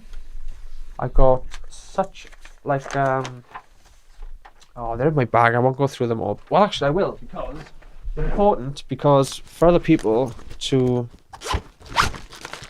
work on themselves, because a lot of them were on self-improvement, psychology, metaphysics, you know, all that kind of good stuff. Yeah. You're definitely one of the prisoners who's brought the most paperwork along. Oh, well, I had have you checked this paperwork? Where's fucking paperwork? But yeah, anything on self-improvement, psychology, metaphysics, you know, the universe, reality, quantum physics. Did you read any David Icke? I read all David Icke. He's so popular in prisons, isn't he? He is. And like I said, in 2009, when I first got in, I read The Biggest Secret. Yeah. It just puts it all into context. It blows it all away. And, you know, people say, oh, he's a gatekeeper, he's controlled opposition. Well, all I would say to that is, if he is controlled opposition, then what else are they hiding from us? Do you know what I mean? Because he puts it all out there, doesn't he? Well, we went down there recently to the Isle of Wight and interviewed him. Yeah, and I think he's a genuine soul. I just actually got a pre-delivery of his book, The Trigger, in the mail. Oh, okay, so this is the next new one, is it? This big, yeah. Because I saw one just before it came out, which was a very big one. I didn't get around to reading that. This one comes out on September 11th. Oh, lovely. And I just read the back cover, and the back cover blurb just gave me goosebumps. It's going to be really... He's going to reveal a lot in this one. Because what I find is that there's so much more stuff now that's coming out that people like David Icke and other people of his kind of ilk who've been kind of established for a long time, they're not getting into any of this new stuff, this Tartaria stuff, the mud flood stuff, the recent resets, the societal resets and all that kind of stuff. And for whatever reason, I'm not sure if it's because there's not enough information out there about it, but that's stuff that people really need to have a look into, which is... Yeah. We went down there with 10 questions for him. So because the podcast is true crime, it was all to do with like, Julian Assange and Jimmy Savile. I think the Jimmy Savile stuff got the most views so far. Yeah. People are obsessed with these elite chomo rings. Yes. Yeah. So well, that's what eventually led to me getting sectioned, I think, because I was getting right into... So while I was in while I was in HMP PARC, I was a listener. I was trained by the Samaritans, you know about this stuff, yeah? Can you please explain what that is and how you got that position? Yeah, of course. So when I was in Cardiff, they were advertising for listeners. Now, listeners are trained up by the Samaritans, which everyone knows what the Samaritans are. They come in, they will train you up so that basically you are a listener. It's not to give people advice and guidance. It's just if someone's struggling with this sentence for whatever reason, there's been a breakup, or they're just struggling with their time, they get on the buzzer, look, I need a listener, I need someone to speak to, and you go out and you listen to them. Some people take the piss, have you got any fags? And then, you think, taking the piss, it's 4 o'clock in the morning. But anyway, so the only part of the prison that the sex offenders would mix, and they're not all sex offenders, some of the VPs would mix with the general population, was the listeners' meetings once a fortnight. And I'd sit there and I'd look around and, there'd be like 6 or 8 of us, 6 or 8 of them. And 1 or 2 you'd think, you look like a bit of a dodgy fucker. But the other ones, you would never pick up out of a lineup. You really wouldn't. And this is what we know. We know that it's so, I say we, most of us know, it's so entrenched. The people who get caught, people are like, I can't believe it. You would never have thought it. And then, so that was what got me intrigued, because I thought, fuck me, it could be anyone. Were there any high profile ones in there? Yeah, I'll get to that now. So do you hear about Ian Watkins? Oh my goodness. Right. Ian Watkins, the woman who originally gave the information to the police about him, Magellix, wanting to trying to arrange with female fans to molest their babies. Yeah. Anna Magellix. The woman, I can't pronounce her name. What is it? I think it's Magellix or Magellix. Okay, well Anna pronounced Magellix, then. Yeah. I've met her, yeah, and she was like interested in doing certain projects, let's just say, but she told me that the police criminalised her and arrested her. Yes, yeah. Well, this is it. So I've got a few things off the back there. Remind me to mention Carl Beecher. Sorry. Tap your legs. I'll tap my, yeah. If I move back a little bit, then you go too far from the mic. Then I'll just go like that. If you're gonna tap, just tap your legs, because tapping this creates like a thunder noise. I'm so sorry. So we'll start with Ian Watkins. Yeah. Now, I grew up with Ian Watkins. Loved a lot. You grew up with Ian Watkins? As in, he's from my area. Oh, he's not a friend. He wasn't your neighbour? No. I know friends who are friends and were friends with him. Yeah, so he's from your part of Wales. He's from literally like 10 miles down the road. Yeah. So, I've grown up with the Lost Prophets, and I've always loved them. And then all this shit come about. Now, with regards to paedophilia, right? Now, pedo means child. So when people say, now you'll find a lot of people in PARC, in the vulnerable prisoners unit, who are 16-year-olds who've gotten their 15 or 14-year-old girlfriends pregnant, and the parents have then had them prosecuted. You see that in America as well, on the margin of it, and there's no mercy for those guys. There's no mercy. There is absolutely no mercy. And as you say, people come in, it doesn't matter whether you've been tried, convicted or anything, if you're suspected of it, and it's fucking naughty, isn't it? I was listening to Wes Watson, who's doing really good on YouTube right now, ex-prisoner of California, and he said even taking a pee, cop sees you taking a pee, indecent exposure, next thing you're a sex offender. Yeah, such bullshit. Pardon me. So, like, the whole thing with paedophilia, like the example that I just gave, the 16-year-old and the 15-year-old, that's not paedophilia. Now, an 18-year-old going out with a 14-year-old. A paedophile is someone who wants sex with a child. That's someone who's prepubescent. This is just my opinion on the matter. I'm a 34-year-old man. If I was to be going out with an 18-year-old, I dare say her father would be fucking upset. But technically speaking, there's nothing wrong with that in the eyes of the law. Now, when you start getting into the realms of, you've got young women now, and this has all been done by design through society, where you've got young women through MTV, through all this stuff, dressing up, presenting as women. You can walk down the street, see a group of girls, oh, they look fancy. You get a bit close and you go, oh, shit, they're only about bloody 13, 14. Now that, again, to me, that's not paedophilia. Paedophilia is children. So, going back to the Ian Watkins thing, Ian Watkins was raping babies. Now that, to me, I'm sorry to be grim, and I really don't want to, like, we're talking about it, even just logistically, how the fuck does that even work? And that is what intrigued me. It's boggled my mind. And that's what boggled my mind and intrigued me. You can't, like, you know, you can't have sex with a baby. So I was like, what so these fuck? Were like super fans. What's going on? Yeah. Basically, they worshipped him like a god, and they would offer up their children to him to do whatever he wanted. Was that how he did it? Essentially, and you know what's even worse? Because I was doing some research the other day, ready to come on. He's up in Monster Mansion at the moment, Wakefield. He got caught with a phone a couple of months back. And the girl who he was messaging grassed him up to the prison. And they're saying that he is having hundreds and hundreds and hundreds of pages of letters from female fans still.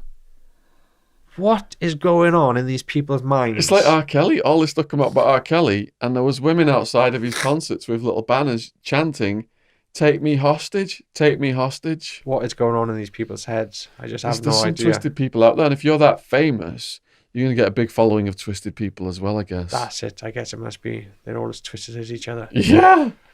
But that was what blew my mind. Yeah, the Ian Watkins thing, like the high profile. I was like, holy shit. And then off that then... Do you know how Ian Watkins is treated in prison? When he was in PARC, this may or may not be true, but what I was told is he couldn't go onto the main visits because he was just such a furore. You can imagine everyone's people want to kill him, yeah. You can imagine, and everyone's looking and blah, blah, blah. Apparently, he was having visits to his cell, and afterwards, he got caught with an ounce of cocaine in his waistband. That may not be true, so I'm not going to say that's 100%, but that is the story that was going around from a reliable source. Well, if he's still got a lot of money from his music, I can imagine you could corrupt the system to get away with that kind of activity. There we go. Who knows? And do you know if he was liquidated, or if did the lawyers take it in the prison? I have no idea. I have no idea. But another thing, you just mentioned now, which has reminded me from Pepsi Watson, was what we did find out was that on the sex offenders wing, before T5 changed into a VP prison, which was the separate building, a group of guards were all suspended for running a betting syndicate. Someone inadvertently discovered it on the computer, and they were running the betting syndicate, much like what Pepsi was describing of putting people in cells together, trying to get them to fight, trying to get this to happen, and it was all point systems. And you think, you're supposed to be fucking looking after people. You absolute disgusting human beings. Again, I don't have evidence for that, but that was just something that was going around and people were talking about, and I think it probably was true. Yeah, in Arizona, the guards would have prisoners fight and bet on who was going to win. Yeah. I think that's always gone on. So the modern technology now would facilitate that. Yeah. And that's not to say that they're all bad eggs. Like, there's some real good people working in HMP PARC. You've got the tutors I worked with, Teresa Rumbelow, Peter, Allison. They're all real good guys. You've got a brilliant fella in there, Peter Forder. He is running the first LGBT football team in the world in the prison and all that kind of stuff. So he does real good work. Well, we had Neil Samworth on the podcast. He was a good guy. I enjoyed that one. I'm not saying that all guards are bad either. I'm saying there's good and bad in every profession. That's it. Yeah, exactly. That's it. So, did you get to the end of your first sentence? So, the end of the first sentence was Prescoid. So, we were doing the litter picking day in, day out. As I said, we would just be going a different village every day, doing the litter picking, and then going to the libraries and doing this, that, and the other. So that was a good laugh. You're not trying to pick up birds while you're on. Come on, no, Shaun, I can't talk about anything like that. And things like smuggling back steroids and it's just a free for all, an absolute free for all up there, literally. And then what's the black market price for steroids? Well, I would buy them for 25 quid for a syringe and then take them back and sell them for 50. Right. So double your money. Yeah. If you're not doubling your money, it's not really worth it, is it? And then So when I landed there, my mate had an Xbox. He said, "Oh, yeah, you can have that." So I had to stash that under the stairs every day because if they came and they seen, they would take it. And when I actually got busted in the very end, when they got my phone, I'd been there for like a year. And because I'm quite cool, I conduct myself. I'm polite and respectful, and people don't really suspect me of doing anything naughty. When they searched my cell, every time we would go out on home leave, you could take out your DVD player, for example, but bring back a different one. So you could bring back hard drives. I had spindles and spindles and spindles of like box sets, porn, all sorts of different things. It was great. And then we had another little fella then, Dave. So down the bottom of Prescott, you've got a big rugby field. And as you drive up the path, you can just stash stuff over the side of the field. And if someone's got the balls to go down and get it, they can bring it back up. Whatever's in it for them is in it for them. And then you could have whatever you wanted. So people were smuggling like protein and all that kind of good stuff, So yeah, it's quite good actually. And then, yeah, getting released from Prescott then, I got out. Was working on the rails, wasn't really sure what to do. My mate introduced me to these £10 pills. He said, "Have you seen these £10 ecstasy pills?" I'm like, £10 ecstasy pills? Who's paying £10 for ecstasy pills? He's like, "They're out and about, trust me." So, bearing in mind, like I said, I used to get them selling 5 for a tenner. And I was working on the rails and then sort of got introduced to a link in Holland and was doing all that. And then that just went absolutely off the wall then. So this was pre-dark web days, but you had private little forums here and there.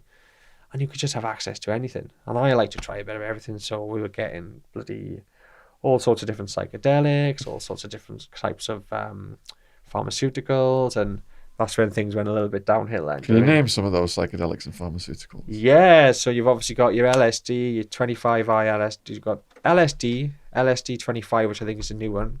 Then you've got the 25I MBOME families, which are all these synthetic derivatives. Which technically do the same thing, but some of them are a lot stronger. But then you got things like Dom, which are just uber powerful, very strong, not to be trifled with. What else have you got? There's quite a few different ones I can't think off the top of my head.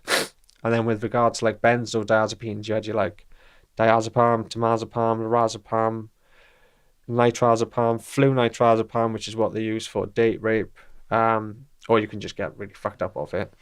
But then you had the research chemical version, so phenazepam, starting with a PH. These are the ones then where people get into serious trouble because they were taking them and just blacking out and doing all sorts of crazy madness. So yeah, just want to make it clear that you weren't getting these to do date rape because you're gonna get a shitstorm. No, like I said, there's gonna be a shitstorm of comments on what you just said. Yeah, of course, yeah, that's he what I said mentioned. He was getting a date rape drug. Yeah, no, people buy it now. Flunitrazepam is just really, really strong. It's not quite like clonazepam is a very long-lasting.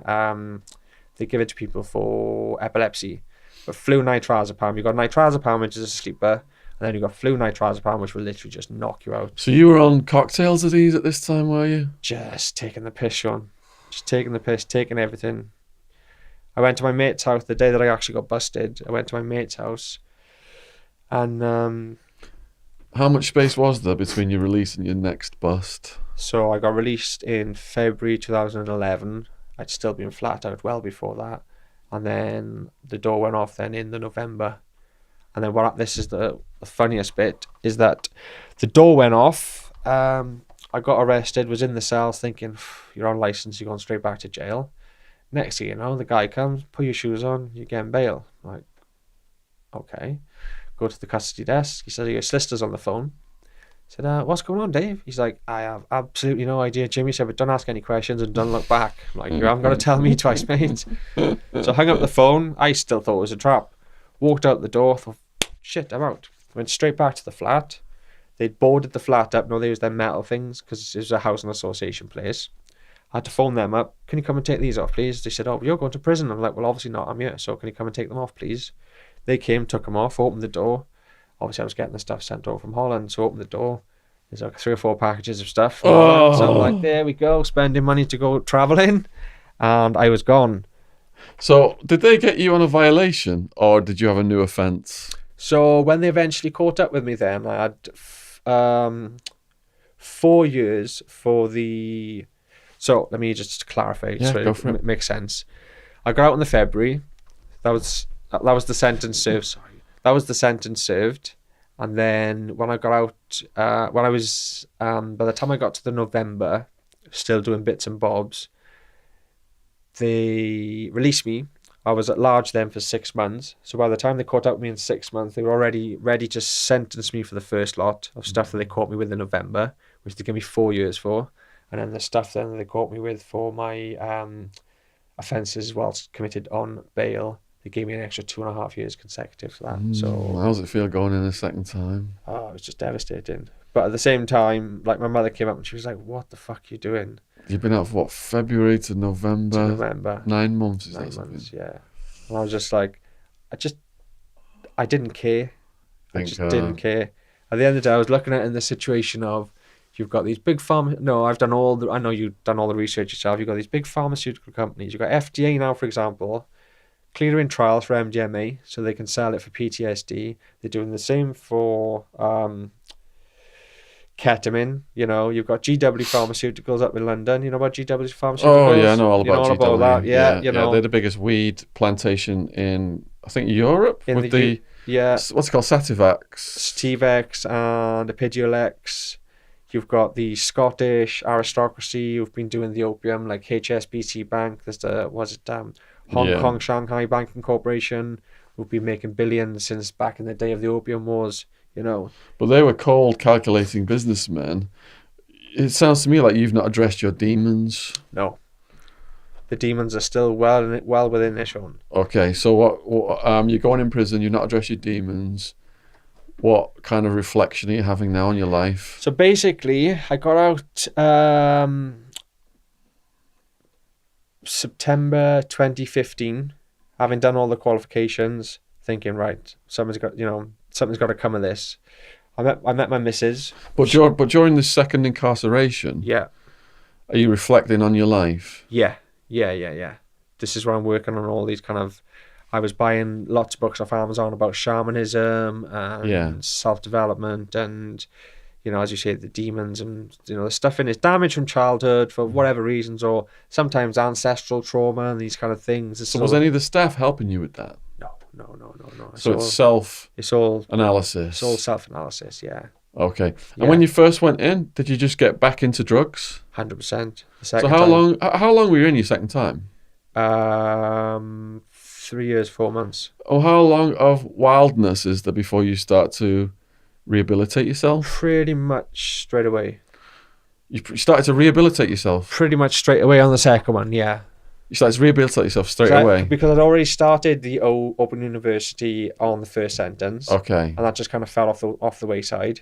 So then when I went back in, I knew Teresa and said, yeah, come on, I just need to get on with this and just do some education. And what's your relations with your cellmates this second time? In what sense? Like, you gave us stories from your first incarceration, all your different cellmates. Oh, so I was quite lucky, actually. I was toured up with a guy called Ed. He was a respiratory consultant from Harley Street. You can check Respiratory consultant? You can check him out. So what, he's a specialist in breathing? He's specialist in all this. He's from Russian, from Russian aristocracy. Wow. Serious character. He came to PARC from Belmarsh. And he'd had a bad time up there because basically, I might as well say about it, doesn't really matter. He was basically having an affair with his secretary. She accused him of poisoning her because she was pregnant. But from what he tells me is she slipped up within the trial and mentioned what had been used. I can't remember the name of the, it was naproxen, I believe. Even so, they all thought, yeah, we're done. Happy days, because she's fucked up there. He's going to get out. Anyway, he didn't. He had a sentence. He was in Belmarsh, and he was so desperate. This fella had offered, say, give me 10 grand, and I'll go out there, and I will trick her into admitting what she's done. He ended up having an extra 2 years on top for that, because the paper were paying for him, this fella, to take one of them recorded watches into a visit. So anyway, I was toured up with Ed for a while. He was a really nice guy, so obviously it was a lot of back and forth. We learned a lot off each other. Then I got into a little bit of bother in the bloody workshop. You're not supposed to take things out of the workshop. And I was smashing computers up, and there was a little bit of a mirror strip out of a scanner, and there's no mirrors in the cell. So I thought, oh, I'll smuggle that back to the wing. On the way out, the guy finds it. He's like, you can't have that. Chucks it in the bin. By the time I get back to the wing, the officer's like, Aris, you've just had a nick-in. What's going on? I'm like, nick-in for what? He's like, you just took something from the factory. Like, oh, dude, it was a piece of mirror. It's no big deal. Now, by that point, I'd progressed. I was enhanced. I was doing well. I had to go back to a different wing then. I was on basic regime, locked up all day. So I worked my way through like the Lord of the Rings books, etc., etc. And then from that point downwards, I just refused to cellmate. So I did have to have them for a little while. You refused to cellmate? Refused to cellmate. Is there a consequence for doing that? Yeah, so they came back. I was on basic for a fortnight. They came back. Yeah, you're having a TV and you're having a TV, and then you're having a cellmate later on. I said, there we go. There's your TV. No cellmates coming in here. I'm on a cellmate. So they eventually then moved me to B4, which is a progression wing, then up to the T block, which is the enhanced block. When I eventually got to T block, I went to the doctor, tried to blag him, told him the situation, this, that, and the other. He said, look, I can't sign you off for a celly. What I can do is say if there are any available for your personal officer to give you one. So I just got it, blanked out all the other stuff that just, apart from the sentence that said, if there are any cells available, I recommend one. Took it to him. He said, oh, what's all this blanked out stuff? I said, well, that's private stuff, not for you to see. You know, there we are. Put you to the top of the list. So from that point onwards, I had a single cell then. So that was time for me. I was working on the 5 Tibetan rights. You know about the 5 Tibetan rights? No. You like the 5 Tibetan rights? I'll grab it very quickly. It's because I know you were talking about your yoga. It's the very, and I will leave that with you if you can keep that. Oh, yeah, thank you. The 5 Tibetan rights is essentially the very simple 5 movements. You do 21 of each movement every morning, and that's what the monks do. That's what they've done for thousands and thousands of years. A lot of the stuff now that's been brought over to us has all been commercialized and added on and all the rest of it. So the 5 Tibetan rights, that's all anyone needs to do. And it's got every single movement. It stretches every single kind of part of the body. As I said, while I was on my own then, I was doing the insanity, I was doing the 5 Tibetan rights, doing the meditation, and that stretching is so important, isn't it? yes, big time. Sitting still can really damage you. Big time. It's all about motion, isn't it? Yeah. Everything. Yeah. Yeah, I'm liking this. I like these exercises here. Yeah, take and have a look at it. You'll enjoy Did that. a lot of this stuff in my yoga, and I think that kept me flexible, kept me mentally flexible as well. For sure. So you said, this article, I started out the interview, the article said you mentored 30 people. That was the level 1 and 2. So everyone has to go to work. So at first they put me in the level 1, level 2. Obviously, I was doing the degree stuff. So I said, look, do you want me to do mentoring? She said, yeah, by all means do it. And then we were helping the guys, and it's real nice actually. The ones who don't want to do it, they don't want to do it. But the ones who do want to do it, and they get that real, oh, thanks so much. And when they can write letters home and they've never been able to do that kind of thing before, you get a real good kind of a good feeling from that. So that was nice. And then that progressed then to mentoring the guys in the further and higher education kind of department, where they were doing from the certificates and stuff that I was doing there right up to the diplomas and the open university degrees. As you're doing all this good stuff then, Pardon me. are the wolves howling for you to get back on the drugs? Yes, always. They never stop, do So they? how are you not doing that? Doing that, towards the end, I fell back into it. Oh, you did? Yeah, towards the end, I fell back into it. Can you describe the situation? Of course, yeah. So I was on T3, which was when everything was going really well. I was the wing rep. So the wing rep, basically, each wing on T block was allocated a wing rep. You had to go out and campaign and see what was what. And I was the wing rep. I was getting 28 quid for my job, 4 quid for that, doing really nice. And then I was friendly then with a couple of guys. Now they were on the garden parties. So the garden parties is where it was all coming over. So it was all just freebies to start. And when it's freebies, isn't it? I'm like, oh, come on, have a little freebie. Then the freebies become, oh, have you got any more freebies? And it's like, no, I'm going to start charging you, mate. And it's like, oh, shit. So, yeah, we moved down then to T5, which, we're getting quite towards the end of my sentence then. Probably had about 9 months left. So they put me in charge as the head mentor for the further and higher education. They put me in charge. They made a computer, because T5 was this huge wing, was where they used to keep all the sex offenders. The reason they were allowed to keep so many on such a big wing is because generally they're well behaved, they don't cause problems. That's, the understanding of it.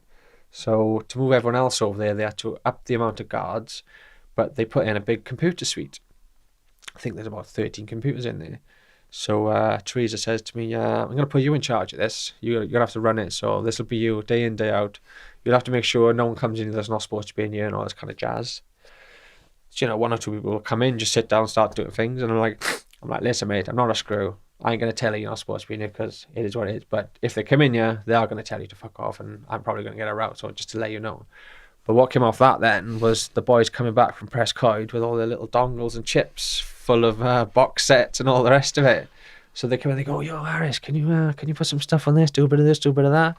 I'm like, well, I shouldn't really. What's in it for me? And you're like, well, you know, I can sort you this. And obviously I had a DVD player with a USB chip in it. So we were all just living the dream for a good 2 months doing that, you know. And then I got to a point then my DVD player packed up.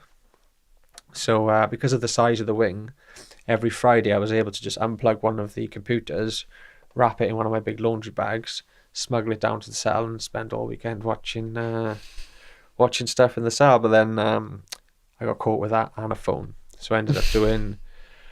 And again, I only had a few weeks. Again, at that point, I think I had like 6 weeks. I think I had about 6 weeks left, so I ended up doing about 4 weeks in Seg down in PARC, and then the day before they were supposed to give me my nick in, which I have here somewhere, for my phone, they just shipped me to Swansea because they like to keep it under wraps. Because the amount of people in there who got caught with big parcels of drugs, they just get shipped off to a different wing, and you'd never hear anything more about it. Is that to keep the stats Keep down? the stats down. Yeah. And like I said, you know, it is what it is. You know, all these things are businesses, but within these businesses, as you say, there are good people and there are bad people. But it is what it is. Yeah. As you're getting closer to the gate on this second incarceration, then how are you mentally adjusting? Well, I had my qualification to become a personal trainer. I was doing the insanity classes in the gym, so I was quite fit. Love that insanity stuff. Yeah, I was quite fit at that point. I was taking the class. I was doing it on the wing every day. I was doing Les Mills Ultimate Combat on the wing. Wow. I was doing the insanity classes in the gym with about 20, 30, 40 boys. Yeah. So my fitness was quite good. What kind of music you got going to that? Pardon? What kind of music are you playing? They used to bring some banging CDs in. Was it the actual Les Mills music? No. We couldn't play them on the screens or anything. So what I'd have to do is write down all the different movements. The Les Mills ones I could do on the screen in the wing. Yeah. But the insanity one in the gym, I had to write down all the different movements. Yeah. And we had one of them timers that would beep every 30 seconds, 3 minutes. And they just had some bang. That music really gets your heart up, It doesn't really it? Like does, that doesn't it? scooter and stuff. Yeah, it really does. It really does, yeah. Enjoyed that. It's a good laugh. So you're a PT. You're going to get released. Yeah, so Are you thinking it's going to be different this time around from last time? I'm going to last longer than 9 months? Yeah, 100%. I just didn't want to be, it couldn't be a third thing, you know what I mean? It'd be 10 years again. It's just like, what the fuck, what's the point? So what gave you the confidence not to behave like you did previously? Well, as I said, I haven't told you actually, sorry. So I came out then. I was invited to the Learning and Work Institute to do, just to go up on stage and talk about my experiences. Like there was an MP there was a guy from Unlock, and a couple of other people. And then off the back of that then I met Ellie Pearson from the Boss Project, who is the Boss Project Building Opportunity, Skills and Success, who that's come off the back of the Woolwich Homeless Charity. They had a big, massive round of funding from the Lotto Project. So they've been doing really well. So they asked me to be the ambassador for that. And then off the back of that, then I went to Cardiff Arms football ground to do another conference talking about prison education and all the rest of it. And then unfortunately then, shortly after that, me and my missus set up a business. Because when I met my missus, she was running a 300-seat contact centre up in Swindon. So we thought we'd do it for ourselves. We set that up. Long story short, her business partner tucked us up and it all went bloody Pete Tong. But the most ironic part was they invited me back to the next year for the Inspire Awards to give because I won my award and then I won the overall award. So my name was engraved on the plate to give it to the next person. And long story short, we all got a bit pissed up because it was free wine. These chicks were flirting like hell. My missus wasn't too happy, so she stormed off. I've gone with her back to the hotel. The hotel guy phoned the police because we were having a bit of a barney. So when the police have come, I've tried the whole free man on the land common law business. You know, you've got no jurisdiction in this hotel, piss off. They're like, come with us, you drag me outside. So soon as I'm out in the street, I'm like, yeah, fine, I'm in public ground now, I'll be it myself. She didn't come so quietly, unfortunately. So Really? no, they were ragging her around like no. She's a small woman as well. They were ragging her around like no one's business. So I'm kicking the door. Get your hands off my missus. They came out, opened the door. Shh. CS gassed me, locked me up. So that this was July last year.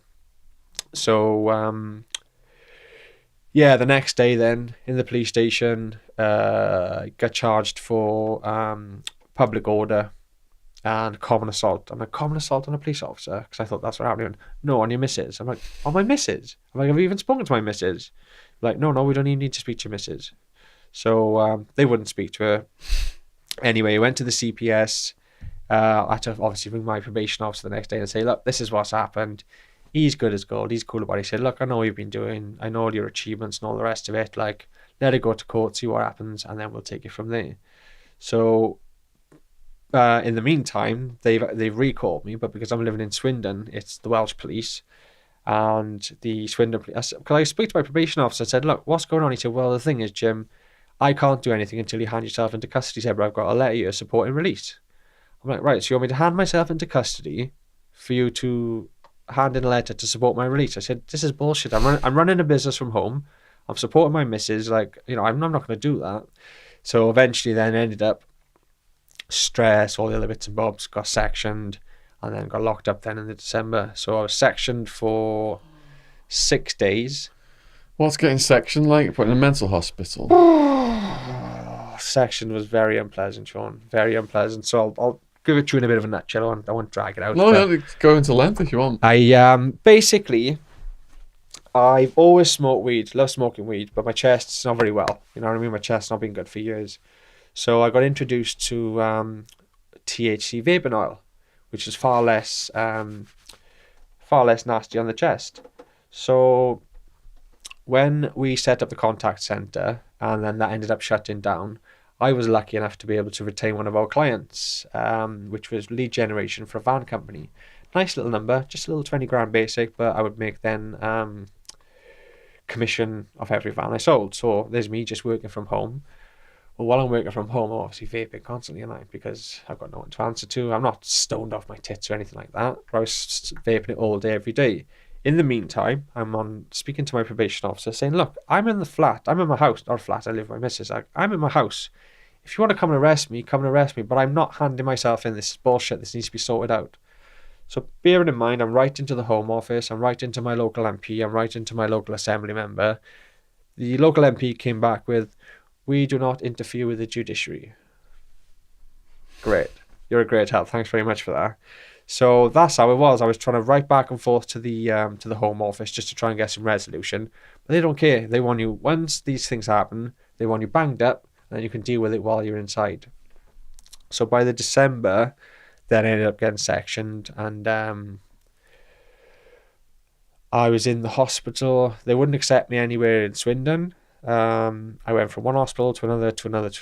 I got like about 12 different police officers had to come in and rush me, put me in the back of a van at about 1:30 in the morning, take me to the Royal Glam in... What was the reason for rushing you? Because I was just psychotic. I thought they were going to kill me. That's what I thought. There's stuff called targeted individuals. I don't know if you know about that, but there's a person, if anyone's interested in looking into targeted individuals, don't watch the BBC documentary on it because it's a piss take and it just makes people look like idiots. If you're going to look into targeted individuals, look at Catherine Horton, who is a research fellow from Cambridge University. She has got a master's in nuclear physics and she's got a PhD in high energy physics. Point being is she knows her onion, she knows her shit. And what happened was the stuff that she was finding through her work in science and was trying to expose, they were saying, you need to fucking keep this quiet because it doesn't fit in with the narrative of what we know, free energy and different things like that. So with these targeted individuals, there's so many different things. I know it sounds a bit crazy, but there's so many different things that they can do with regards to all this 5G, 4G, voice to skull technology.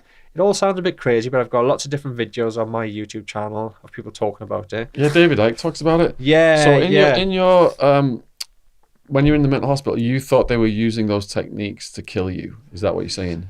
Basically, before we get to that point, I'm in about 17 different newspapers from basically running down the street bollock naked. Yeah. I was having voices coming through saying things about my missus, saying if she leaves you on your own, you have to go. It was all this crazy shit. She disappeared, and I literally just stripped off and ran down the street bollock. But what it was, Shaun, it was as if I was a secondary observer to the experience, as if like this was happening to me, and it wasn't me doing it. It was a secondary observer position. So anyway, after running down the street and the police came and getting arrested, like I said, they took me to the hospital, they took me to here, they took me to there, then they took me to the Royal Glam. They took about 12 of them, held me down, force injected me. Now, I've got all my paperwork there. Basically, over about 6 days, I seemed to be all right. Pardon me. There was some Open that door, let some fresh air in. Thanks. There were some comments about still exhibiting symptoms of grandiose and psychosis and whatnot. But then the next day, they said, they interviewed me and said, how are you feeling? And I said, well, I think it's all just been a bit of a dream, bit of a, drug-induced psychosis, smoking this stuff. I'm feeling a lot better now. All right, then we're going to release you. All right, and they released me straight to prison, where they sent me to solitary confinement for 2 months. So stuck from being in a hospital into solitary confinement for 2 months. Refused all medication, didn't go outside for 2 months. And then eventually I came around on my own. But during that period, yeah, there was a lot of stuff going on. And I won't get into details because obviously a lot of it does sound absolutely bonkers and I don't want to get sectioned again. But yeah, some right shenanigans, should we say. So that case then, did you, is that case closed now? You've done your time on that one? With regards to my prison sentence? Stitch you up for the hotel activity. All done. I'm clear now. I was on licence until the 16th of June. 16th of June Yeah. This year? Yes. Okay. So I'm a free man Wow, now. so this is really recent, isn't it? Yeah. Yeah. So now how are you holding it together? Well, at the moment, I've got a video on my YouTube channel from... What's your YouTube channel? What's your name? It's Do you want any subscribers? the thing is, I'm not looking to... My missus keeps saying, you should do it. She's been saying to me for ages, you should do it, because I'm into everything I like to do. I'm not looking to do like what Pepsi's done or anything like that, but what I like to do on mine is I've got my own personal stuff on there, and then in my playlist, I just like to put all the stuff that I've learned and all the videos that I find of interest. Well, some people will be interested in that and they might want to click over. What is your YouTube name? I'll have to send you the link on there because it's just a code, isn't it? Until you've got over 100 subscribers, like yours is Derek 80, isn't it? Yeah, but until you've got over 100 subscribers, it's just a code. So what I'll do, we'll put the link below I'll send the you a few description in the video, below the description box. I'll send you a few different links if that's okay. Okay, yeah, of course. Because like I said, in 2017, I did the video because in 2017, towards the end of it, that was when I was looking to crowdfund the flotation business. For I want to make a flotation and discovery center.